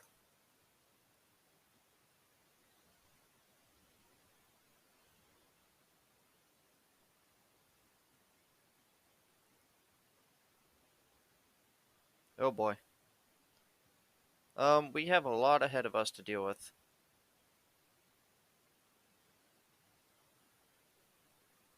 So our Sum Treasure has regeneration, which is pretty useless here given that everything has more than three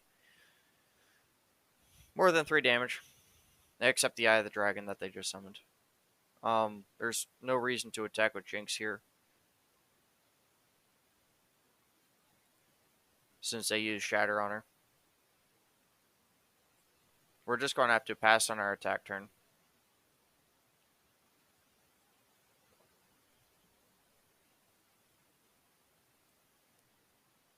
Alright, we're going to use the Gankplank Shredder to get some damage off on them. And then if they don't immediately attack, we're going to be dropping down Aurelia. And that's the case.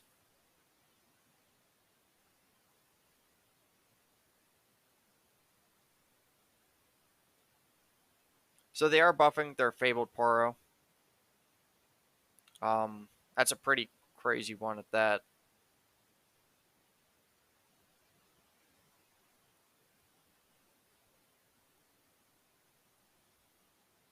We're just going to try to block this as smart as we can.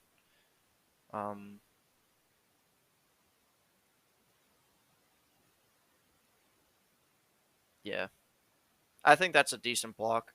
We trade some, we lose some.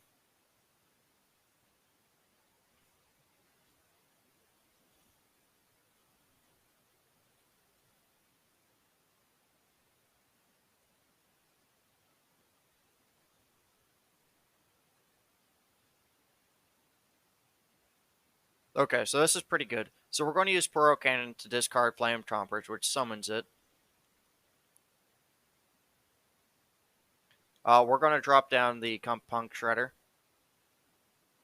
to do 1 damage to everything. And we'll drop down another one too. That gets rid of some of the cards. The other Gankplank Shredder gets rid of another one.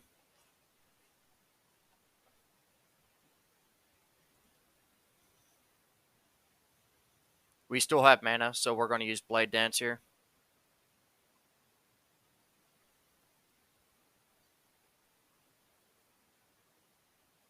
We take another one of their cards with us. And now we attack with Jinx. Actually, we should just attack with everything now. Yeah, we'll attack with everything here. We use one of the Flame Chompers to challenge the Fabled Poro. So that will do 25 damage. So unless this is a healing card, we'll win this. Aurelia levels up. Oh, that's so cool.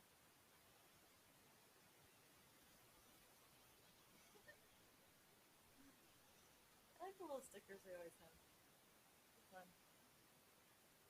Yay, victory! Yeah, thank you.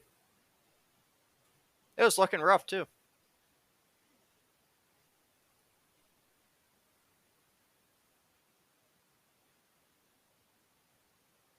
Oh, yeah, we got our health refilled, too. That's beautiful. I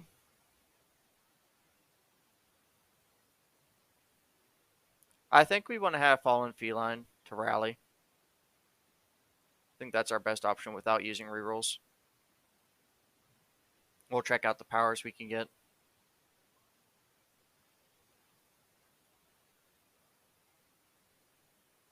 I like Dragon's Rage, especially with our random keyword passive. I think us stacking like keywords is pretty good here. So we either have an item chest, a healer, we don't need the healer, or a Fallen Feline.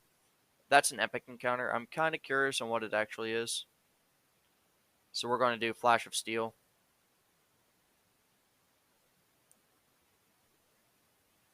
So how it works is it's going to stun our weakest unit. So we just have to spawn more than one unit per turn.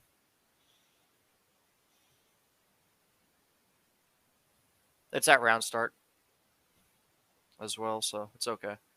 We want to replace our Jace and Gankplank Shredder. They have too high of a cost for turn one.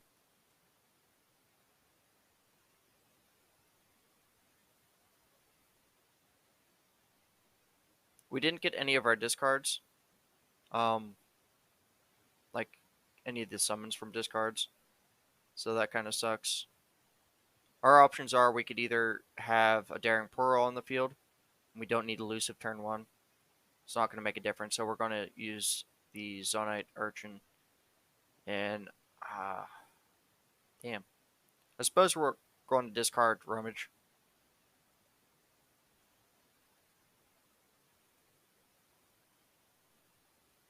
So the Zonite Urchin has Quick Attack and Fury, so we're just going to attack immediately. If they block, she's just going to get stronger.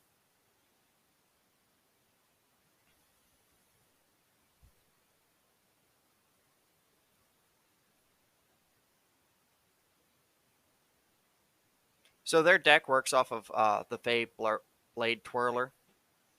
This is going to be a pretty rough fight, I think. So lead and follow is a 4 cost, essentially. The first part is the recall, the second part is the flawless duet. We wouldn't be able to use that, and it's our attack turn. There isn't too much going on here. I think the best thing we could do is discard our Pow Pow with that. And then we'll drop a Fallen Feline.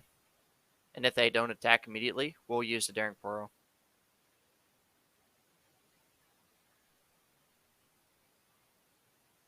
So it has Regeneration, Fury, and Rally. That being said, I guess we should just eat the damage. And drop an Elusive Poro down. That one has Lifesteal and Fury. So we're doing pretty good. There's no reason for us to do Rites of Calling right now. So we're going to drop down another Daring Poro.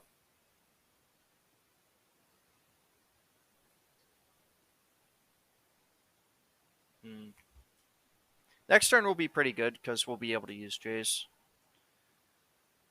Uh, this turn I might as well attack with the Zonite Urchin and the Elusive Poro. And then I'll use the Fallen Feline to attack last.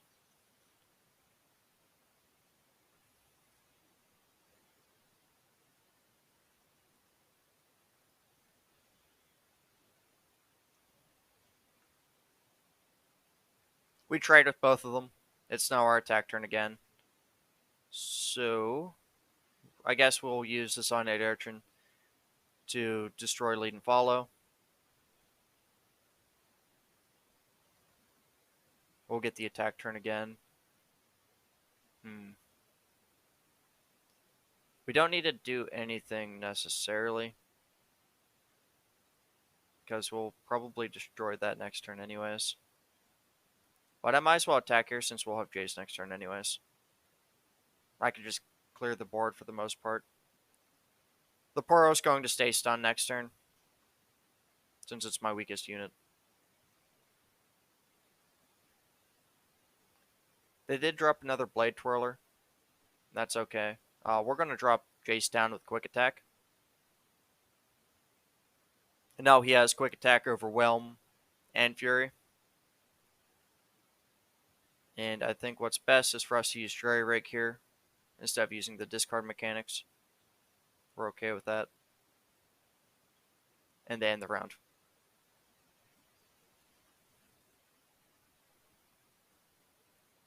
We're going to attack with Jace immediately. They decide not to block.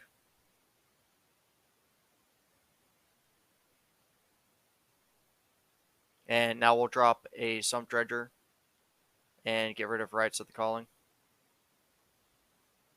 We drew Aurelia from that, which is kind of ironic and beneficial for us.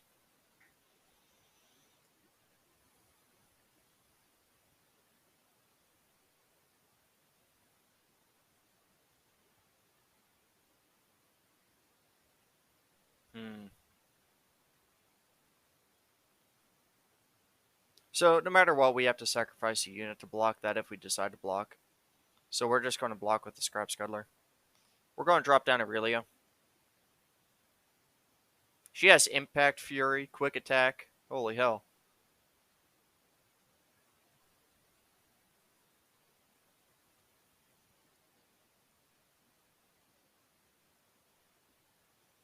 We're going to start with using the Flawless Duet.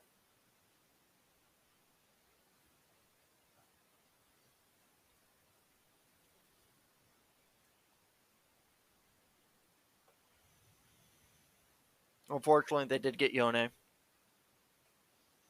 which is going to empower their Fae Blade Twirler even more. So this is a hard choice. We can decide to attack, but I'm going to pass and let the stun go by.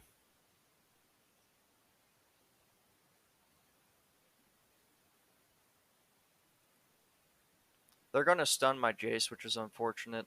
All of our cards are fairly weak on our defense turn. I guess what I can do is use a Sump Dredger to block Yone. It'll at least do 4 damage to it.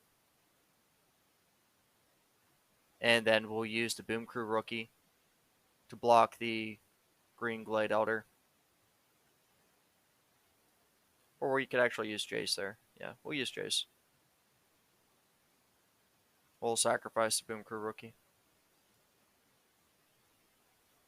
I should have done things the other way. That was really silly of me.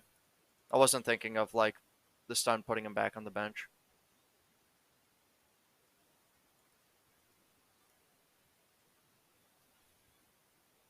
So we leveled up our Jinx.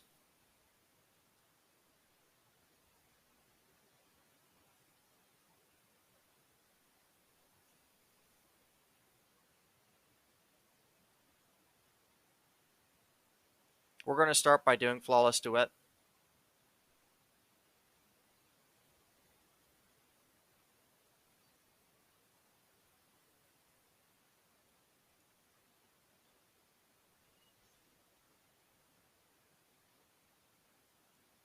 And we're going to replace our Daring Poro with a Fallen Feline.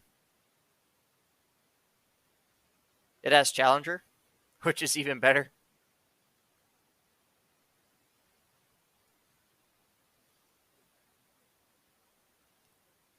So I'm going to attack with the Fallen Feline. I'm going to challenge the Fate Blade Twirler. I'm going to attack with Jace. I'm going to attack with Aurelia. I'm going to attack with the Rocket Border. And in doing so, the only unit that's going to survive is their other Yone. Right? Doing this will give us Rally as well. So we should be able to apply a decent advantage here.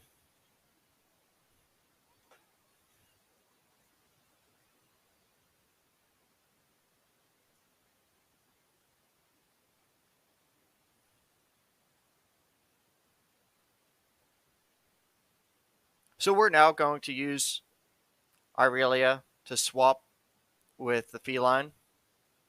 And this is going to get rid of their Blade Twirler. And they're going to recall Yone.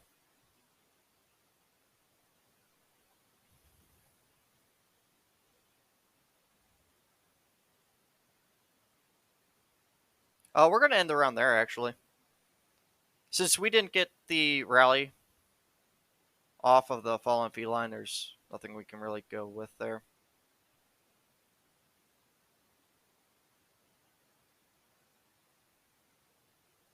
So we're going to wait for this stun to happen. Now we're going to use Flawless Duet to recall it.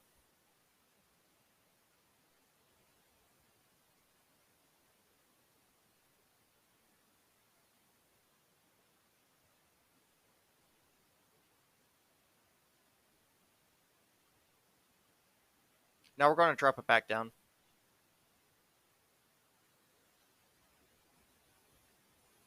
And now we're going to Flawless Duet.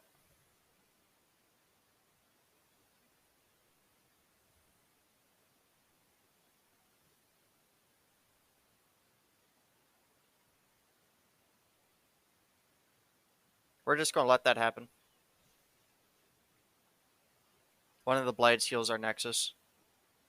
Since they're deciding not to attack, we're going to end the round here.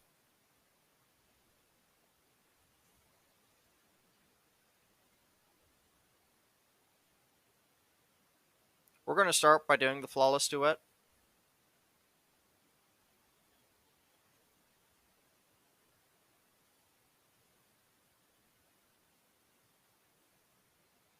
Now we have Blade Surge. We're going to swap Aurelia with one of the blades that Yone is blocking. And in doing so, we'll be able to attack with her with Quick Attack. They're going to use Retreat. And that gets rid of their Yone. Of course, they resummon them.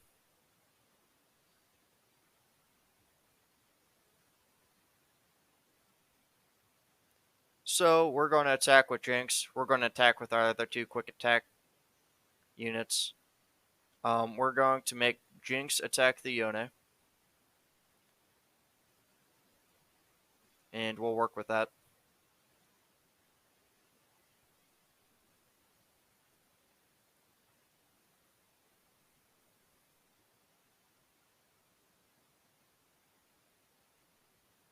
We lose Jace here. But we did take a card with us. We are able to use Gankplank Shredder here to drop his Face Melter. And that'll get some more damage out on the field. As you can see, we're slowly whittling them down.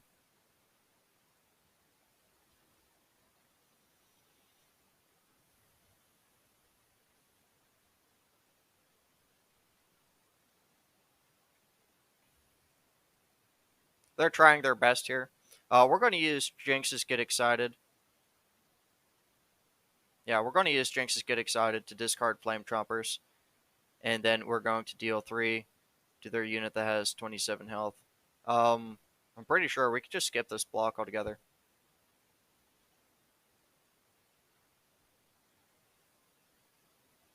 Unfortunately, it didn't go as planned. We didn't get lucky with our Jinx passive. Instead, it destroyed the unit that we were trying to destroy. We're going to stop right doing the flawless duet, as per usual. We'll win this turn. There's a very high chance of it.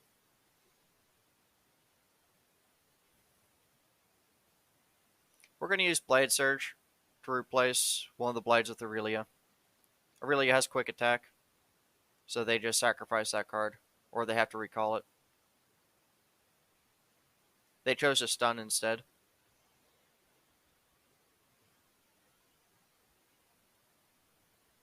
That's okay too. They only have one card left. We have so many options here. We're just going to attack with everything. I'm not going to bother with anything else. And we win.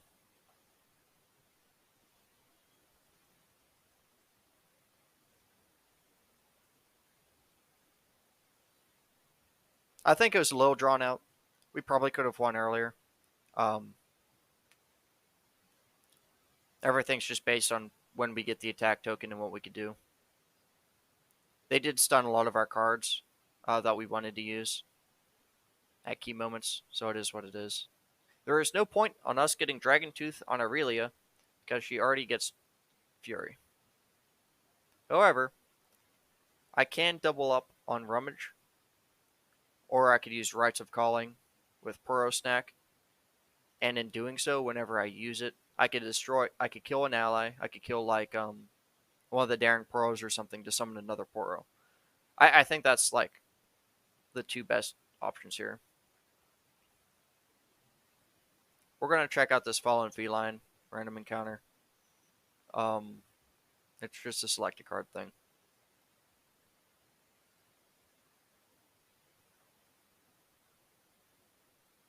We're gonna use Shimmering Mirage here. I think that's pretty nice.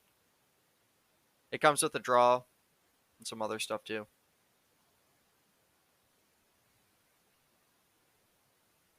We could use Flame Trumpers for a mana deposit. Alternatively, we could also use Defiant Stance and Ardent Sensor. So when cast, it'll grant the top ally in our deck power and health equal to the cost, and the cost is 4. Hmm. Mana deposit on the Flame Trumpers is kind of silly, realistically. We pretty much only use it whenever we discard it, so it doesn't get like the summon necessarily. I mean, it should because of how the wording is, but I wouldn't be amazed if that wasn't the case. Regardless, it's only a 2 cost. Um, Phage and our Gankplank Shredder is also pretty good. I mean, that would make it an 8/7. But I think Flawless Duet here is the best out of those options. We could only pick one of them. We're going to buy another reroll token too.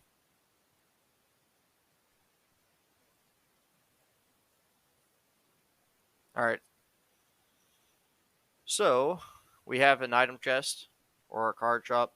We just spent all of our gold, so there's no point in us going to the card shop. We're going to go to the Herald of Springs and check out the item shop. Or the item chest.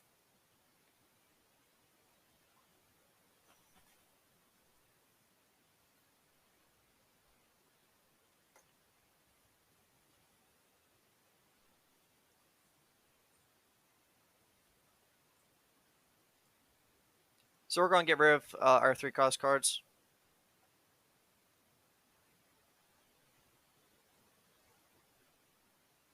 Awesome. So we have the Zonite Urchin, discarding the Jury Rig. We did also get the Flame Trumpers drawn. We're going to use Rite of Calling. We're going to kill an ally. Actually, we're gonna hold off on that. Yeah, we're actually going to attack instead. We're going to attack with the Zonite Urchin.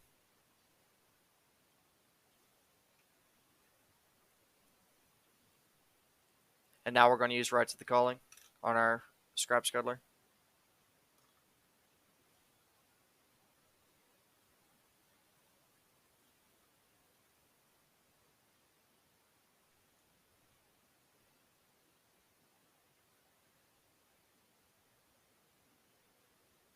So we're going to use Ribbon Dancer to Blade Dance one.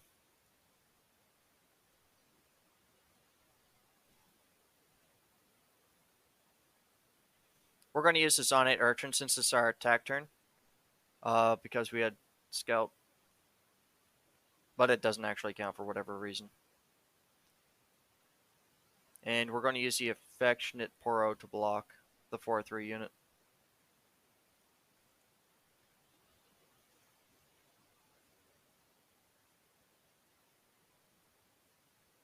We're just going to clear the board here.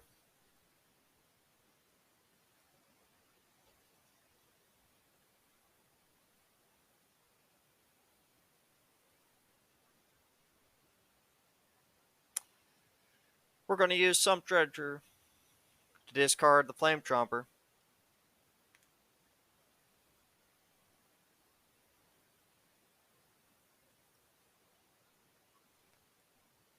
Now we're going to attack with the Sump Dredger.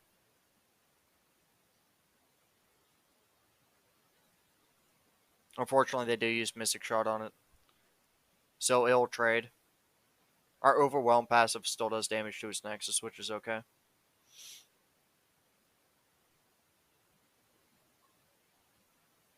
Fortunately, they weren't able to use the play passive on Bay Guide. So what I can do is I could drop Jace here with Quick Attack. I also got Lifesteal, so that's really nice too.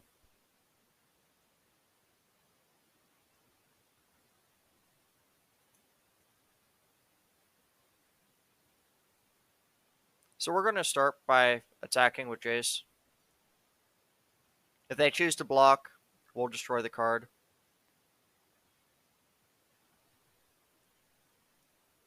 We're going to drop our Gankplank Shredder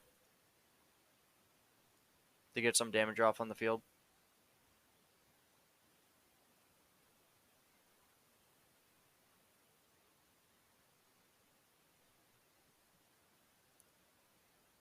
We're going to use our Daring Pro to get some more cards going.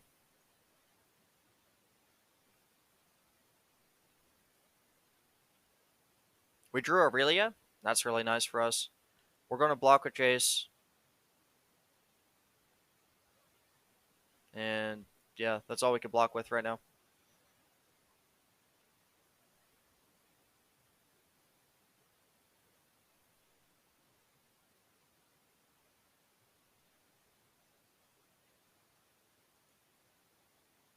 Unfortunately, we will lose Jace here due to a bad turn of events. We are going to drop down Aurelia, though.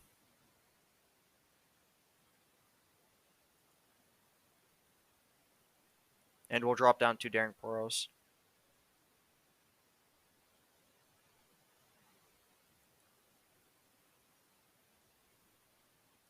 Okay.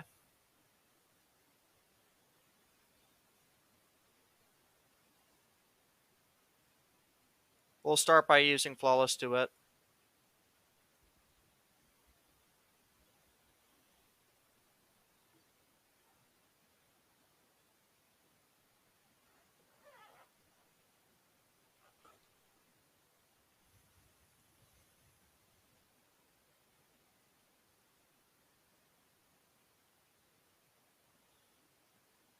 We'll use Shimmering Mirage to copy our Aurelia, which will give us another Flawless Duet.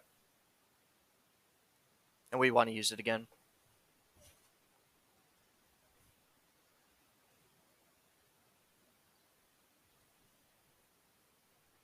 Our Summon Aurelia has a lot of keywords. So it has Ephemeral, Overwhelm, Challenger, Quick Attack, and Fury. It also has double Dragon for whatever reason. Or at least it says Nexus times 2 Dragon.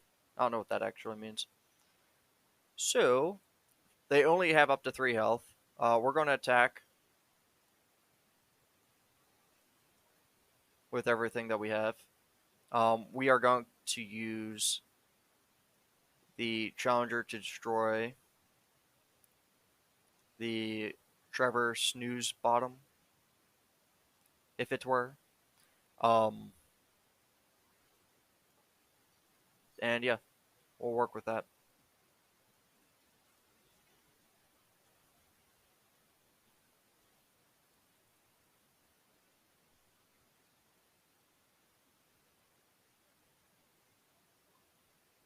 So we drew another Aurelia. We're just going to immediately use this. Actually, no, we're not. And the reason for it's because we don't have quick attack going. Never mind. uh, we'll just drop the rocket border then.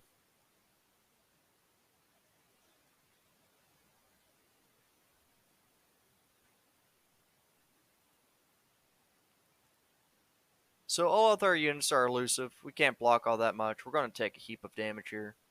We'll use Rummage to discard 2 of our cards to heal our Nexus.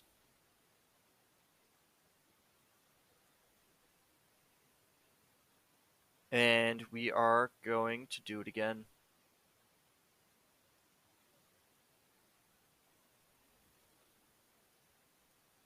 And in doing this, we were able to heal our Nexus more. We were able to destroy one of the cards that were attacking us. So by throwing cards away, we saved ourselves a decent bit of health.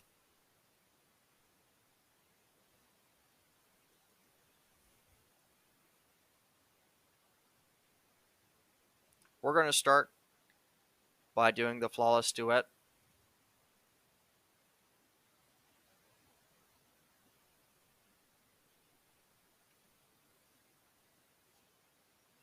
And we have Aurelia level up off that.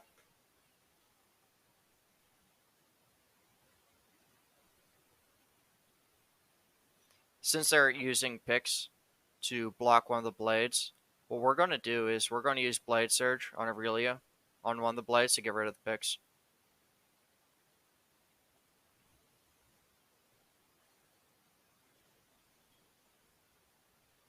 Since she has Fury, that also helps a ton.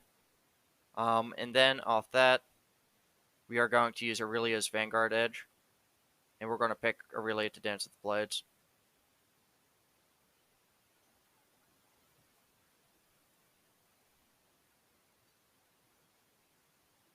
This also gives us another Blade Surge. So we're going to use Aurelia to Blade Surge with the blade that's going against Wolf Squirrel.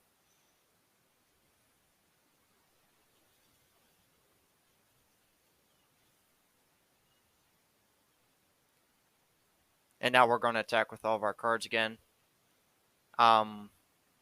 We do have Challenger on the rocket border, so we're going to use that to challenge the Fey Guide. And we're going to drop our Flame Trumpers down 2 and challenge the other 3-1.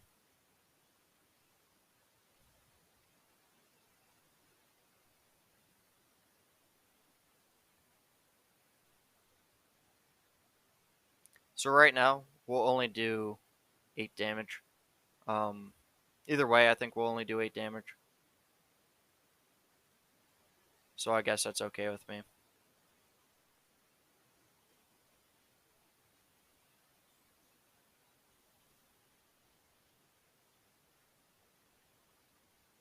I lied.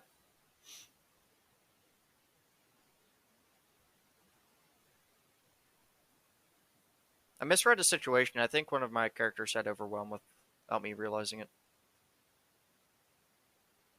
There was something more going on that I wasn't paying attention to. Oh, we got Black Cleaver on Jace. That's huge. That is massive. So now we definitely want to get Jace. We don't really use our Nyan droid. We have Mage's Handbook on Lead and Follow. That's pretty nice.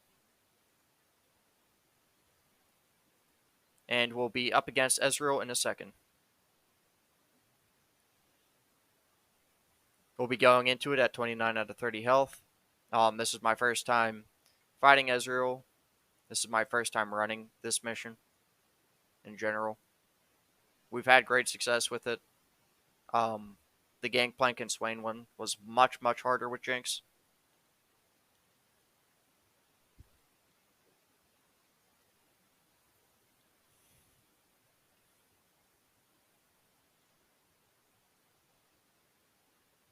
We drew all of our champions on our first turn, which kind of sucks. We definitely do want to get a Jace later on. Well, we don't need him right now. We'll stick with the Aurelia, though, since she is pretty early.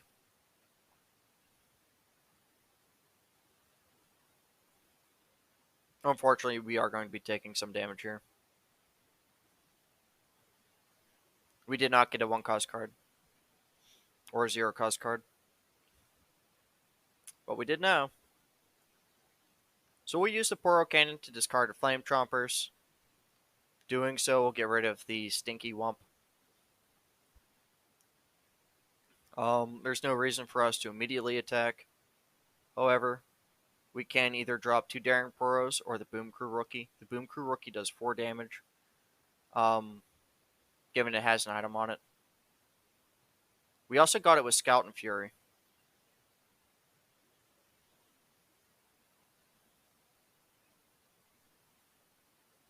So I'm going to immediately attack with it.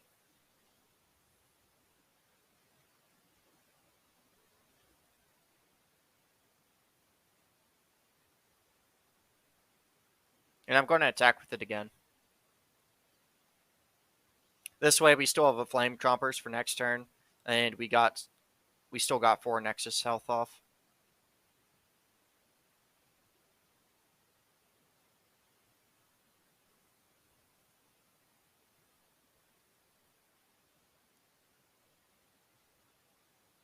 So we have a few options here. We can immediately summon Aurelia. However, they do have a Mystic Shot and it's a 1-cost card, so I don't think that's the right choice. Instead, I'm going to drop 2 Daring Poros down.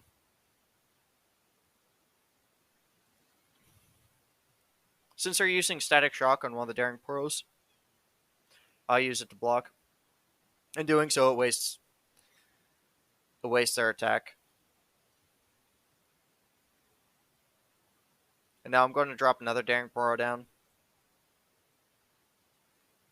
And now I'll use Rite of Calling. And we're going to kill an ally to draw a champion. We'll use that to destroy the Flame Trumper. And we got Jace. And another Poro Cannon. So we're now going to use the Poro Cannon to discard an Android.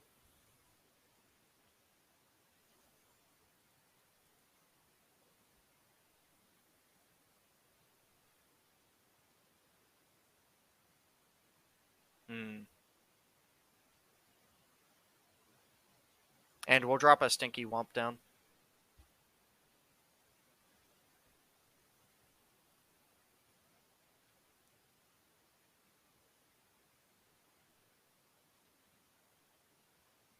So we're going to start by dropping down Jace with Quick Attack.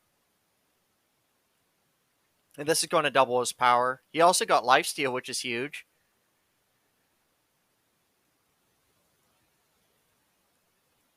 We're going to attack with everything we have.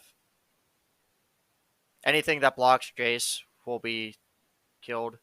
Jace also has Lifesteal.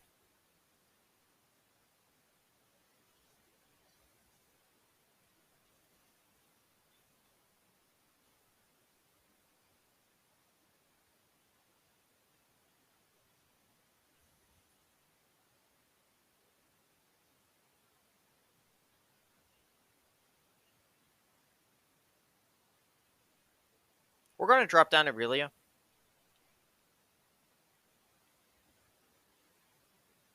And they're going to aim to kill her.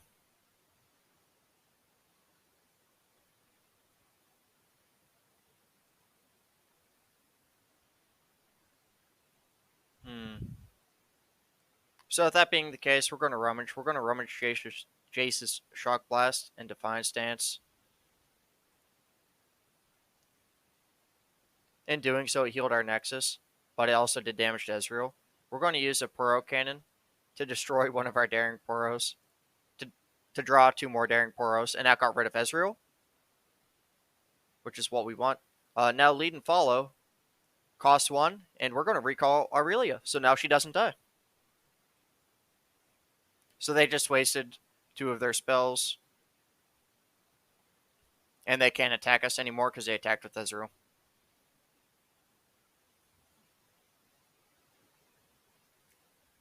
So now we're going to drop Aurelia back down.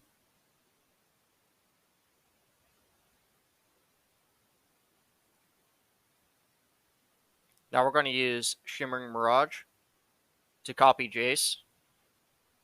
And now he's a 16-16 unit. And now we're going to attack again. So right now, our resummoned Jace has Ephemeral, Lifesteal, Fury, and Augment on top of Quick Attack, and he's a 16-16.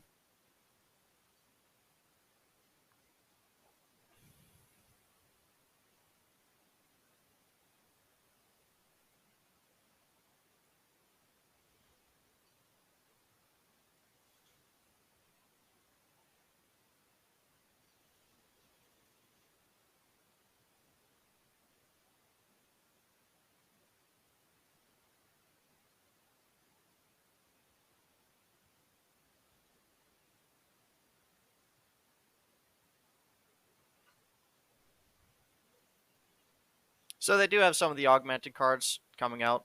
We're going to use the Zonite Urchin to discard one of our Daring Poros. Hopefully the 1 damage will go onto the Armed Gearhead. That didn't happen, unfortunately. We're going to drop a Rocket Border here down to defend against the Sump Dredger. We're going to drop down a Daring Poro. We're going to drop down another Rocket Border. We're going to drop down another Daring Poro. We're going to use Rite of the Calling to kill an ally to draw a champion. We're going to destroy the 1 Poro that only has Fury.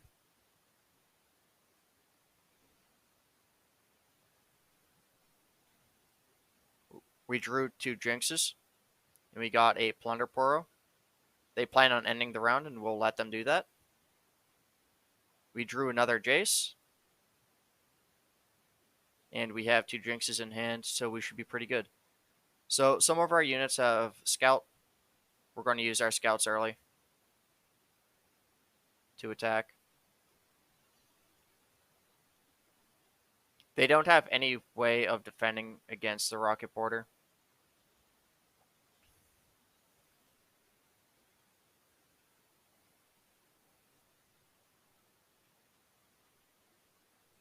Before we attack again, we're going to drop down our 2 Jinxes.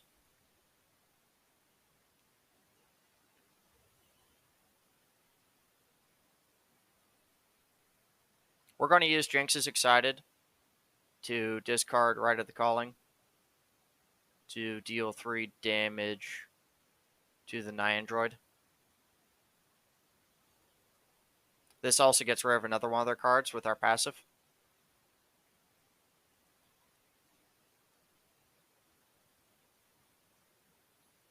We're going to attack with everything here. We don't have any Challenger units, and that's okay. Actually, if we attack with Rocket Border, it might count as Scout again. It does not. Okay. We're going to have to attack with all of them then. No matter who defends what, we'll clear them.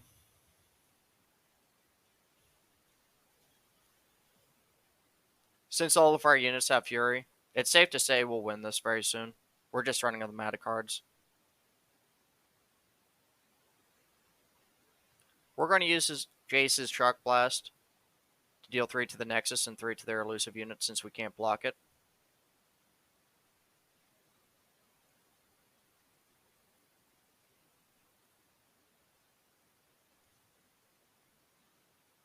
And now we're going to level up Jinx by using our Jury Rig.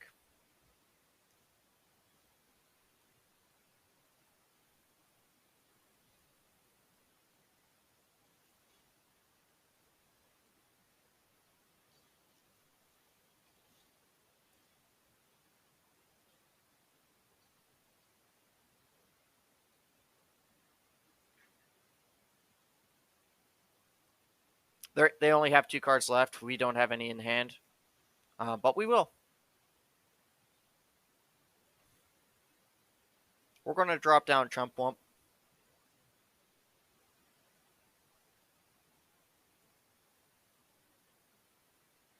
We're going to attack with him using Scout, and we're going to drop the Mushroom Claws down.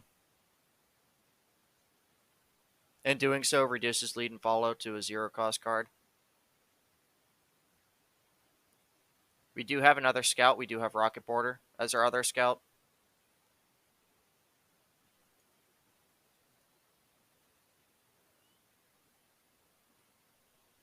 So we'll attack with both of those immediately.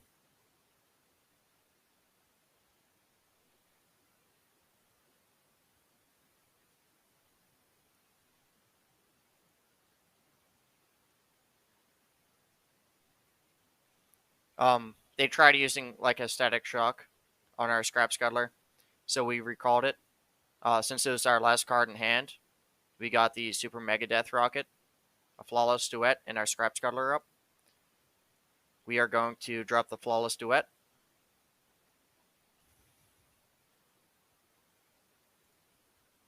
To either draw damage or draw cards out. We're going to drop our Scrap Scuttler. We're going to drop the Super Mega Death Rocket before we attack.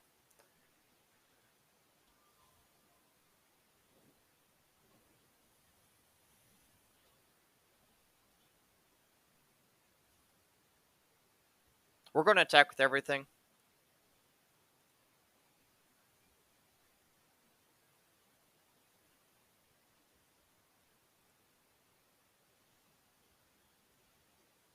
All their cards are destroyed except for one.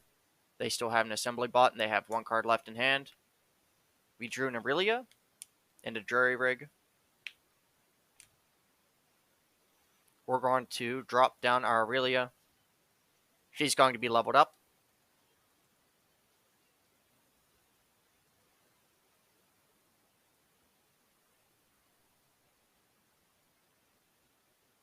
Now we're going to drop our Jury Rig down. We'll get our Super Mega Death Rocket, and we'll win off the Rocket on their attack turn.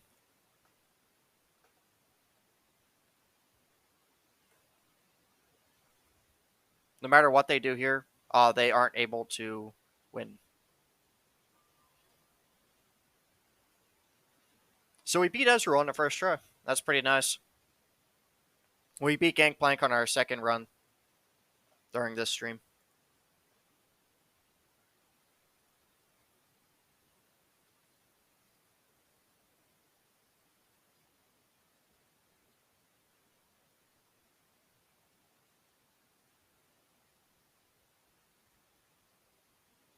So you can see after you beat Ezreal, you get 200 reputation.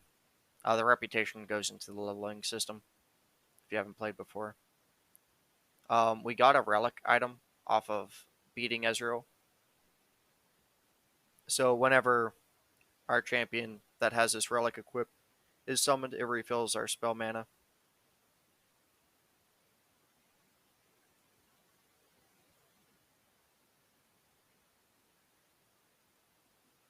We got another level up on Jinx. So now she starts every adventure with an extra 50 gold. And now we also have the rare relic slot.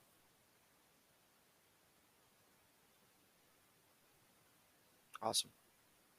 So we're going to replace Storm Razor with Lost Chapter. She already has quick attack, but Storm Razor was the only relic I had at the time. So now we'll be going against Zed for the first time. We're pretty close to beating Path of Champions here, it seems. There's only 2 more missions after this that we have to get through. We have to get through the Titan of the Depths, which is Nautilus, and then we have to get through the Machine Herald, which is Victor. If you enjoy what we do, if you found it entertaining or informative, feel free to follow us on Twitch. We also have a YouTube channel of which you can check out. Given how this run has been, we'll probably try to get this on YouTube at some point.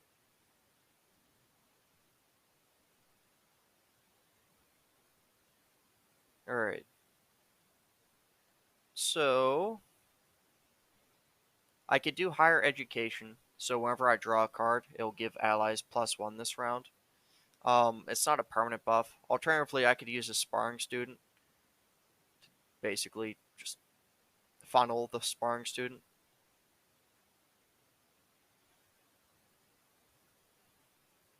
Or cards I draw cost 1 less this round. That's also a good one with all of our draws.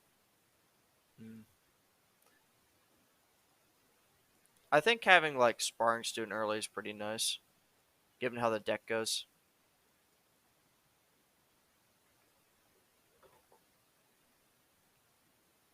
Realistically, I don't really think any of those are preferred. Um, if anything, either the sparring student or like the reduced cost on drawing cards. We got a really good hand too.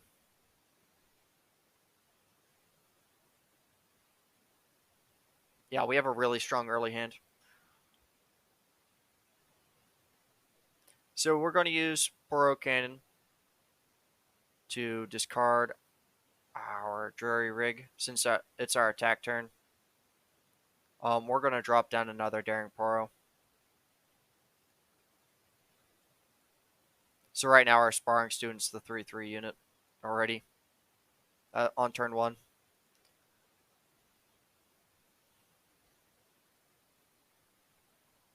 We got 4 damage off, which is pretty nice.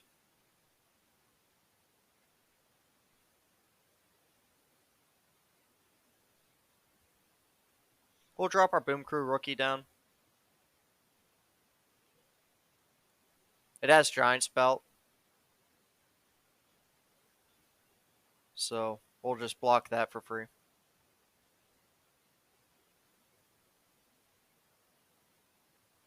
It's now our attack turn. So right now they have a fleeting return in hand. I don't know what the rest of their stuff is. We're going to use some Dredger to discard Flame Trumpers, which summons Flame Trumpers.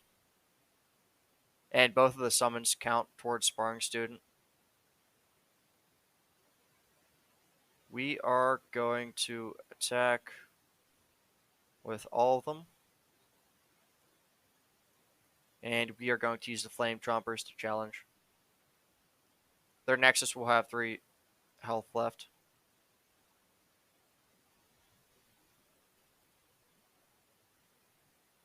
And that'll be the end of round 3.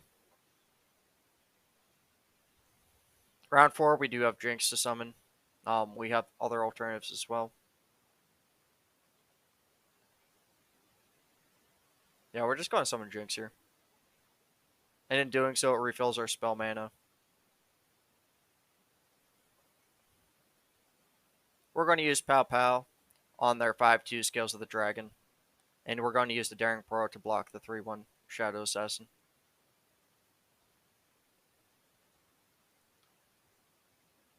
Unless they have a 1-cost unit, they're forced to pass. We're going to drop another Boom Crew rookie down. And we're going to attack. So no matter what, we have 2 Boom Crew rookies. So that's going to do 4 Nexus damage. Regardless of anything else we do. So we win off of the spell. A little bit of overkill. It's always a good thing, though.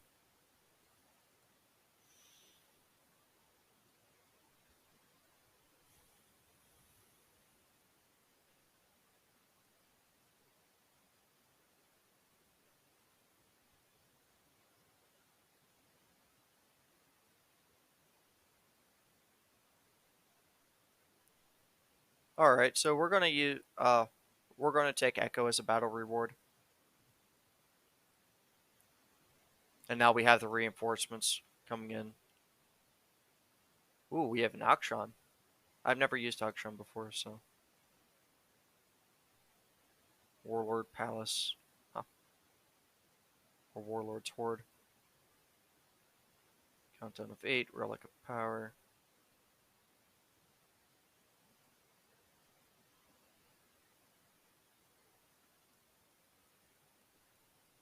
Okay, Arctron's pretty interesting. Does he have quick attack? He does. And it works on strike too. I'm not sure what I'm in for on this battle since it is my first time trying it.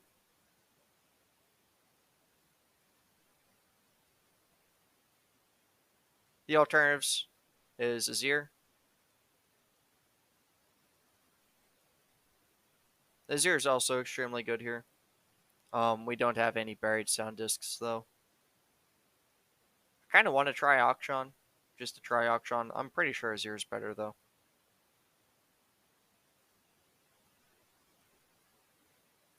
We are going to go with the champion item chest this time, rather than the spell chest.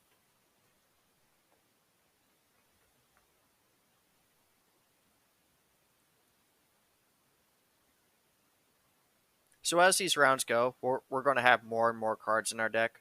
So later on, the spell chest is worth more. But early on, it's kind of rough whenever you have a bunch of low cost cards.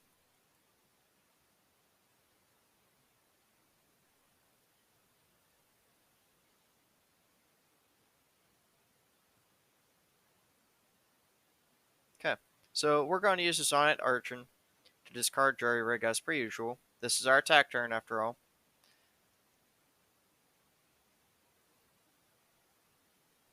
They were able to drop a Shadow Fiend down, turn 1.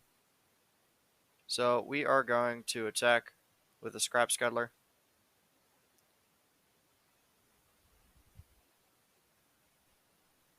That way we're not losing any important cards.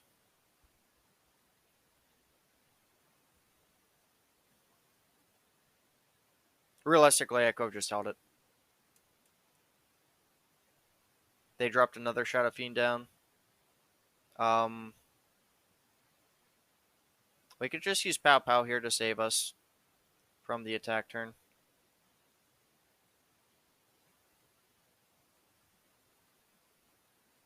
That's unfortunate. They dropped an Elusive down on the field, and I can't block that just yet.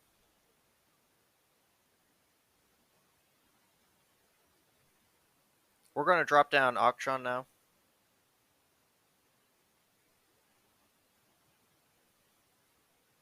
And we are going to attack with them, as well as the other 2 units.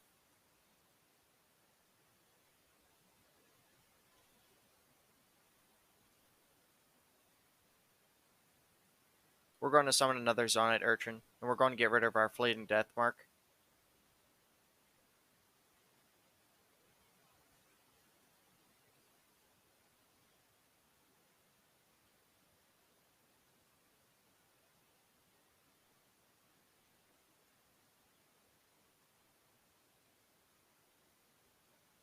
Um, hmm. This turn, we're just going to drop Jinx down. It refills our spell mana.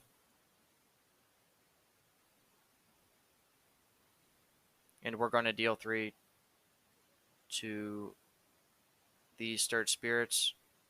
They're attacking us with the Evershade Stalker. We're just going to skip the block. That's a Fermial anyways.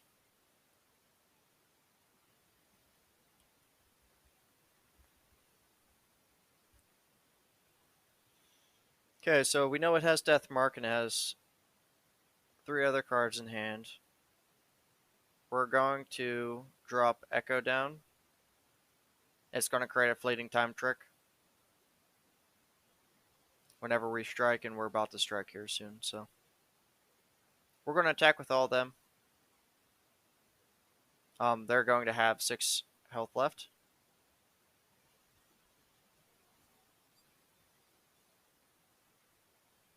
We're going to use Time Trick now to predict. And we're going to draw the Poro Cannon.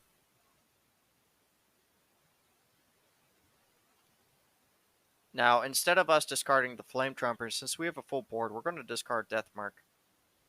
And this is going to do 1 more Nexus damage.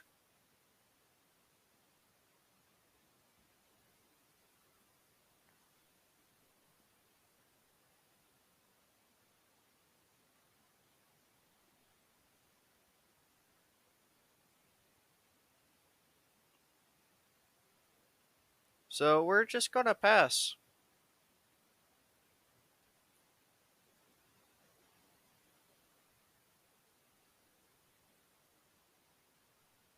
Yeah, we're still gonna pass. So they made Jinx a Fermial. I'm not a fan of that. So we are going to use her to block the 3-3 since she's going to die anyways. We're going to use this Sonnet Urchin against Shark Chariot. And since that Evershade Stalker is fearsome, we can't block with our other cards. We have to use Echo to block. We do have more cards in hand, so I'm okay with this.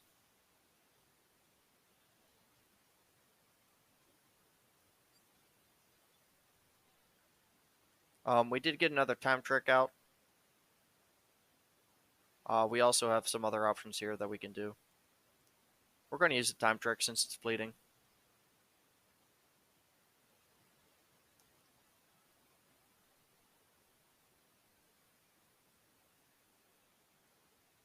There's no reason on having double actions since we don't have any real way of targeting allies just yet. Um,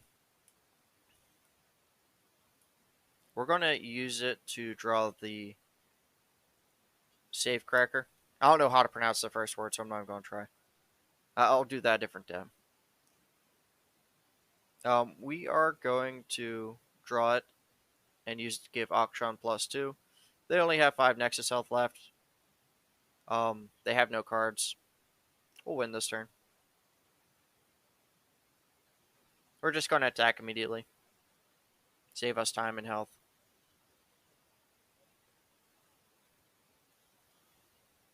We got the Akshan level up. It looks really low poly. I don't know if I like it or not.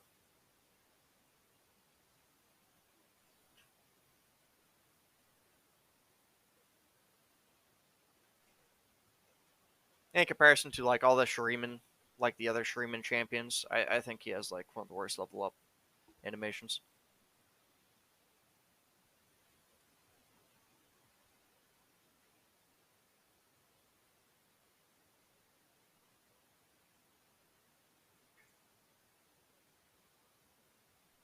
We could continue with the landmark trend and pick the Emperor's Deus that has a ZZ Rot portal attached to it. So whenever it's summoned, it's going to summon a copy of it. And what the Emperor Deus does is when allies attack, summon an attacking Sand Soldier.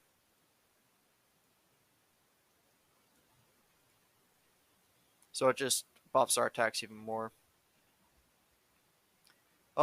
We would want to have Jinx with Overwhelm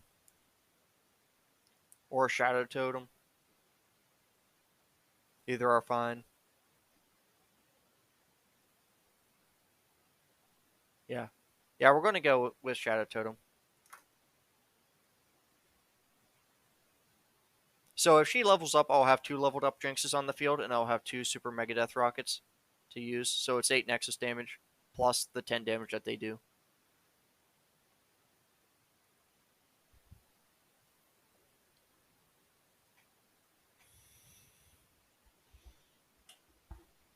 That's a fairly neat trick that I like to use.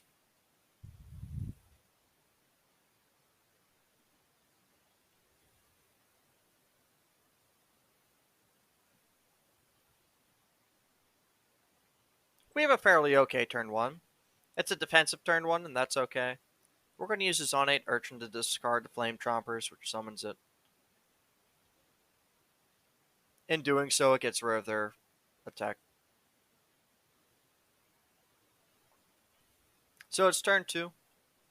We could use an Emperor's Deus, or we could use Akshan. I honestly think Emperor's Deus is worth more than Akshan, especially when it has ZZ Rut Portal. So we're going to attack with our Flame Chompers, and in doing so, it's going to create 2 Sand Soldiers. So it would be a free attack. We could also attack with other 2 units too. I don't need to attack with Sparring Student. Technically, the Emperor's Deus is summoning a Sand Soldier, so our Sparring Student will be even stronger.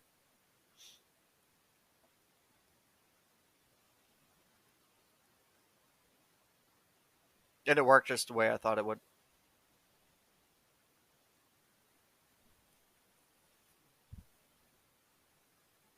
So we did a ton of damage that turn.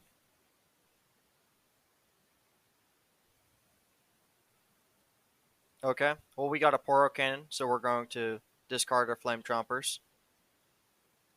It's going to do 2 to the Keeper of the Masks, and we're going to use our Zonite Urchin to block the Keeper of the Masks.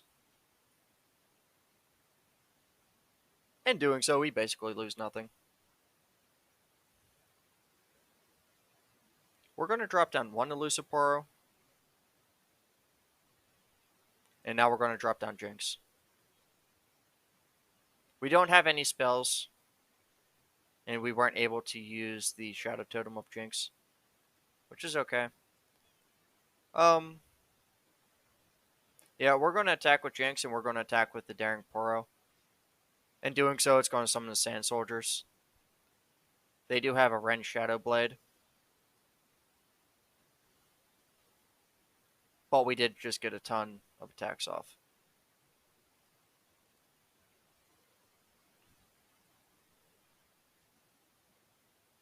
We drew another Jinx, so it's okay for ours to die. They did draw an Ephemeral. We're gonna discard the Save Cracker. Actually, no, we should discard the Daring Poro. And we're going to do 3 damage to the Ren Shadow Blade. This way, whenever it's copied, it's going to just die immediately. Because it was a discard.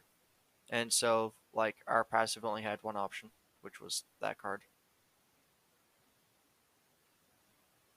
We don't need to use the Save Cracker just yet. What I can do instead is I could replace the Flame Tromper with Echo. And we're just going to use the Sparring Student to block the Shadow Fiend. Unfortunately, we can't use the Sparring Student cheese mechanic anymore since it's dead. It works really nice with the Emperor's Deises that we have. We're just going to attack immediately, and this should win.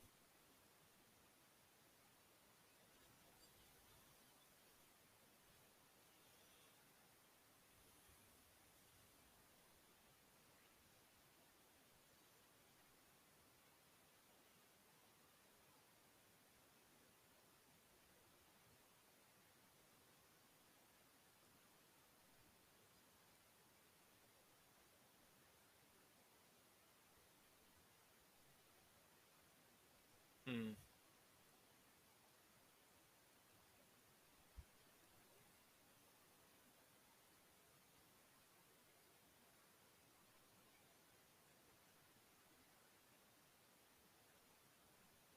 So we could use Scales of the Dragon, or we could draw a Heim for our battle reward. Heim has tough. Since we have Emperor's Deus, and since we are making a lot of units, we don't have that many spells just yet. So, and Heim's also a 5 cost card. I'd rather go Scales of the Dragon, that's a -1 cost, so it's 2 cost instead.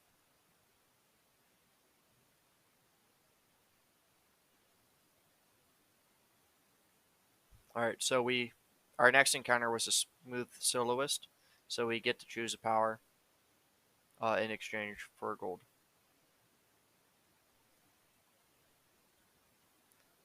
So we can either do another new student power. Still, we'd have 2 sparring students. I don't know if we can have 2 of the same power and if it works the way I think it would. Alternatively, we could go with the little buddies, which we can indeed buy. So every round we'll have a random 1 cost Poro drawn. Since we have a sparring student, I think that's pretty good. And now we have ourselves another encounter with a Fey Blade Twirler. So there's a lot of stunning involved on this one. I don't think we have really strong cards to deal with Yone. We didn't get Jace this time. We got Akshan. And we were lucky enough to draw Echo. Our turn 1's pretty good, though. We'll have a decent turn 1 through 3. They do have the attack turn.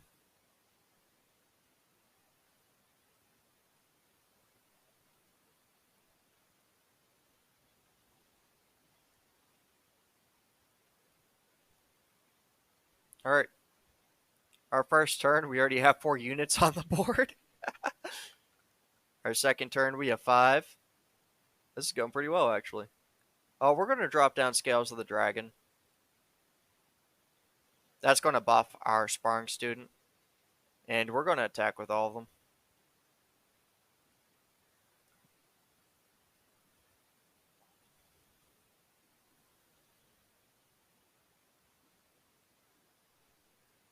We got a lot of nice Nexus damage off.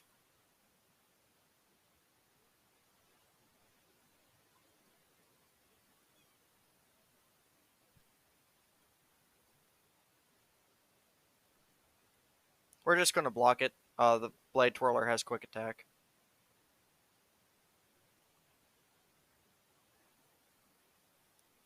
We are going to play the Zonite Urchin. And we are also going to discard one of our Daring Poros. In doing so, we want to get the discard passive going.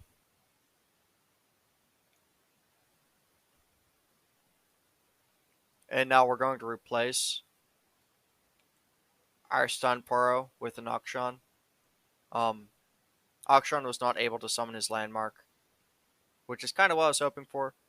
But I'm kind of like cluttering the board right now. So it is what it is. We're going to attack with all of them.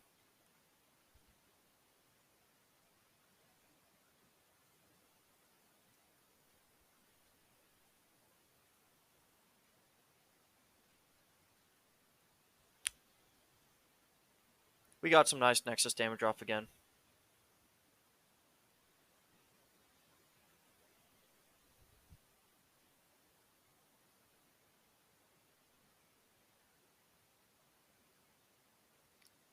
We are going to replace the Zonite Urchin with Echo.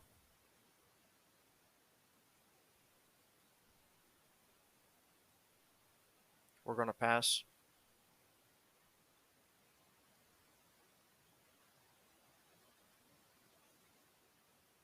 We don't have anything that can block the Fate Blade Twirler just yet. We're going to use one of the Daring Poros to block the Inspiring Mentor. And we're just going to eat the 2 damage.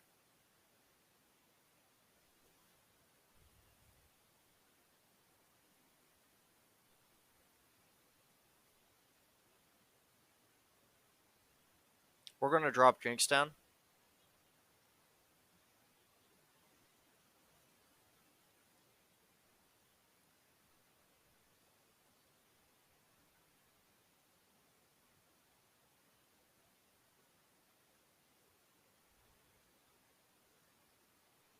There are a few options that we have here. I might as well use Dragon's Protection on Scales of the Dragon.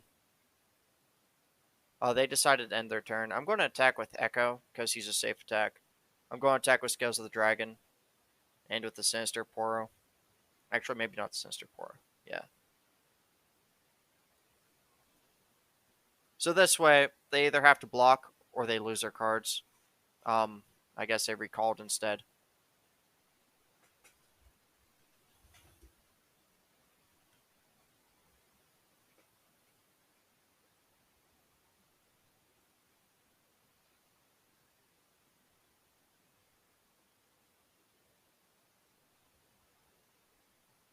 Alright, so it's round 7. We can't use the Vagabond. We can use the Safe Cracker. And we're going to replace our Sinister Poro. We are going to give Auction +2, and we're going to reduce the damage on the Green Glade Elder.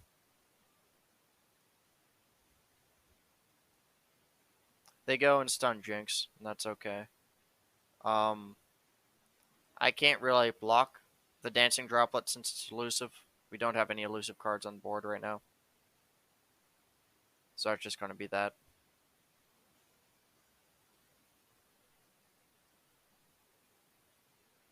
We're going to attack with all of our cards here. Oh, we do have Challenger. So we are going to take out the elusive unit that we couldn't kill last turn.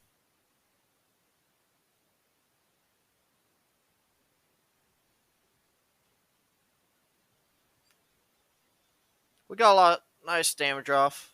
We also got a time trick. So we're going to use that. We're going to use it to get a rocket border out. Alright, we're going to replace our permanently stunned Daring Poro with one of the rocket borders. And we're going to call it a day there.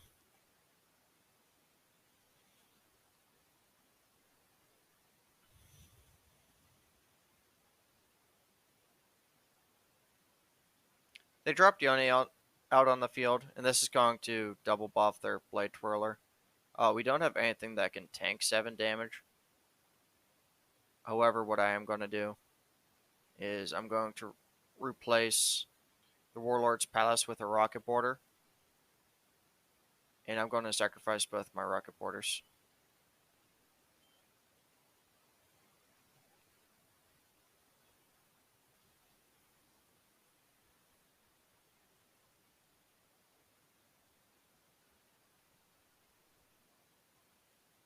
Next turn, we won't have as many things stunned. So we should be pretty good to go. We're going to attack with all the cards. And we win.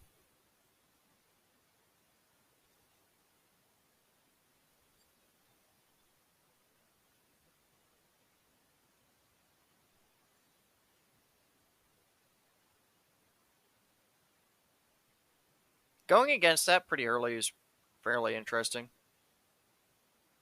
Like, I kind of had to use like a roundabout way of destroying them.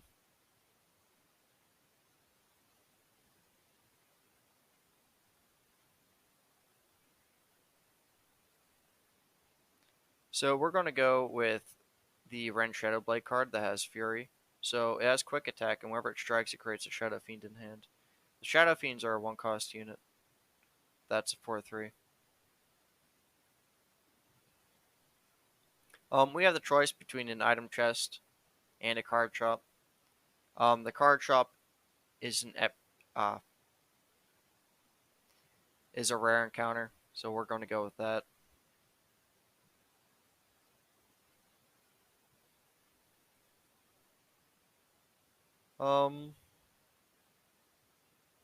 There's a bunch of stuff going on here. So we don't have the messenger, so we don't need Starbone. We don't need more Sump Dredgers. We don't need Patrol Warden. Station Archivist is pretty useless here. We only have 100 gold. Yeah, I think we should have went for the other one. That was a misplay on my part. I don't see a point in us re-rolling either. So I'm just going to leave. We'll go to the healer.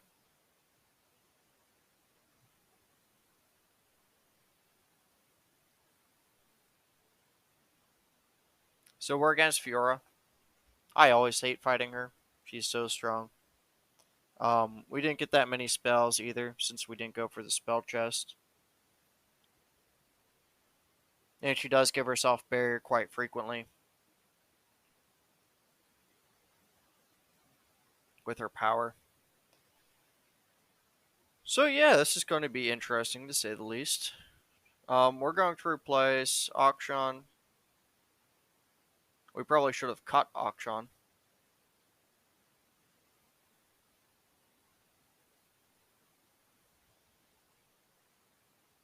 We still have an okay turn 1.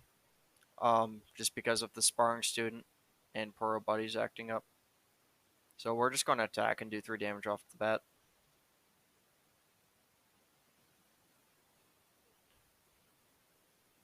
We're going to hold our Poro Cannon for now. They decided to attack with Cithra. We're going to block with our Sparring Student. Now we have 2 mana to summon with. Um, we'll go with Scales of the Dragon, and we'll end the round there.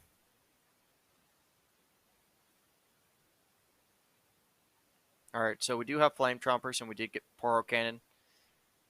So we're going to use that mechanic to get some damage off on their Nexus. We're going to attack with all these cards. It's going to do 7 damage.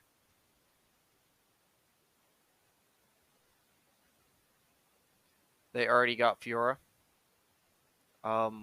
We have to be really careful what we do now.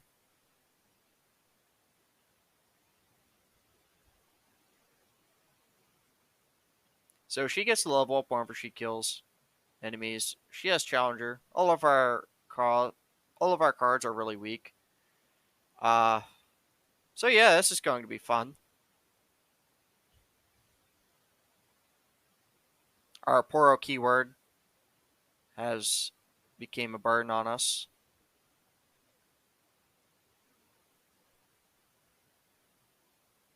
And now she's getting buffed, of course. So we are going to pass and let them attack and let Fiora challenge.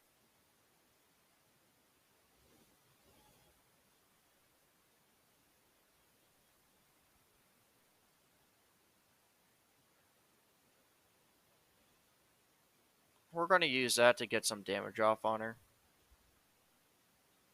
She does have 1 health left, so that's nice. I just kind of have to hope that I get the card I need. I need like another Pow Pow or to get like a discard mechanic next turn. We're going to draw Jinx. We're going to get rid of one of our Paro Flies.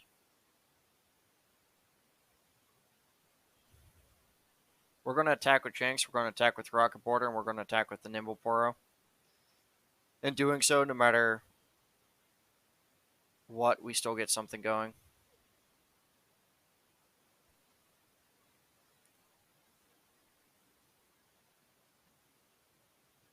We're going to end around there.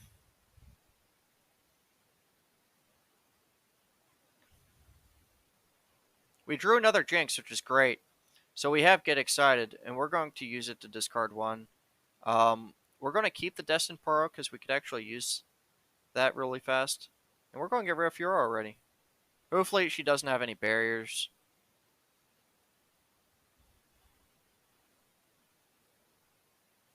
Unfortunately, they do have another Fiora, but the countdown was reset. So it could be worse. We're going to drop down a Ren Shadow Blade. And we're going to pass.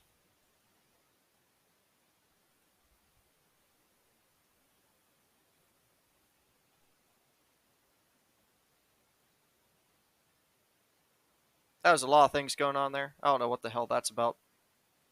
But okay. So Ren Shadow Blade passive acts on strike. So we're going to strike Cithra with him. And we are going to use the Rocket Border to defend against the Laurent.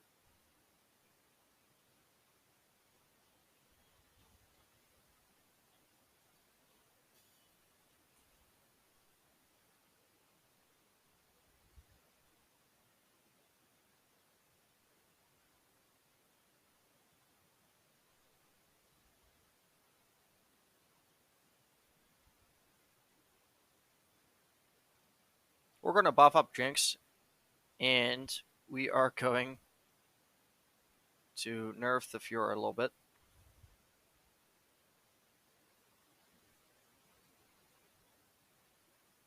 Unfortunately, she just got right back to where she was. We'll drop down the Shadow Fiend.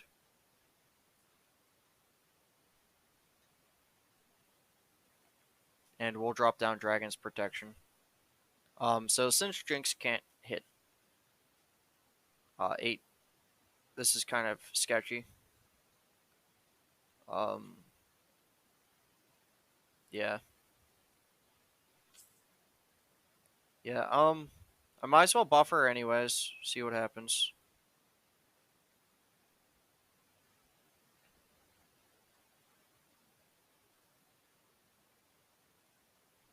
And we'll drop down the Emperor's Dais anyways. We're really close to Jinx's level up. We're going to attack with Jinx. We're going to attack with Ren Shadowblade. Um, I guess we really can't attack with the Shadow Fiend because otherwise Fiora's just going to level up off of it. But she does anyways.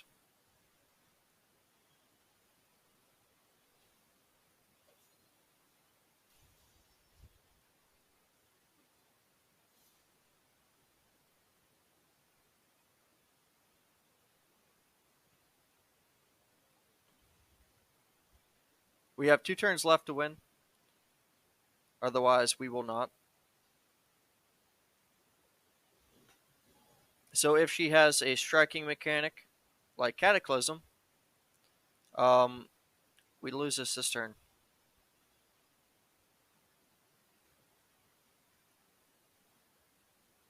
And I'm afraid that is the case.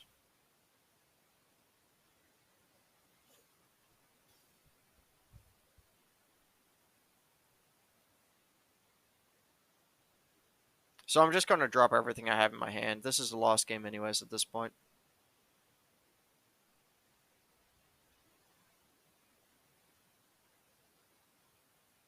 We lose just because of Fiora.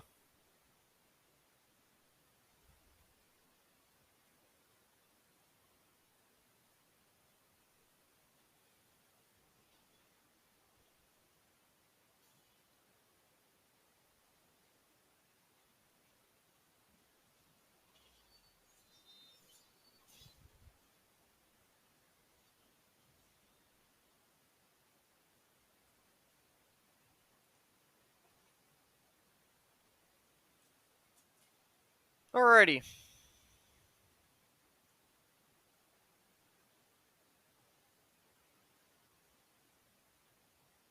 We'll collect our reputation and call it a day. We got through the Gankplank node. We got through the Ezreal node first try. We did pretty well, I think, in that situation. I don't think Akshan was the right call there, by any means. And we'll call it there for today. We'll resume next Friday. Hopefully at the scheduled time, unlike today. If you enjoyed our stream, feel free to follow us on Twitch and check us out on YouTube.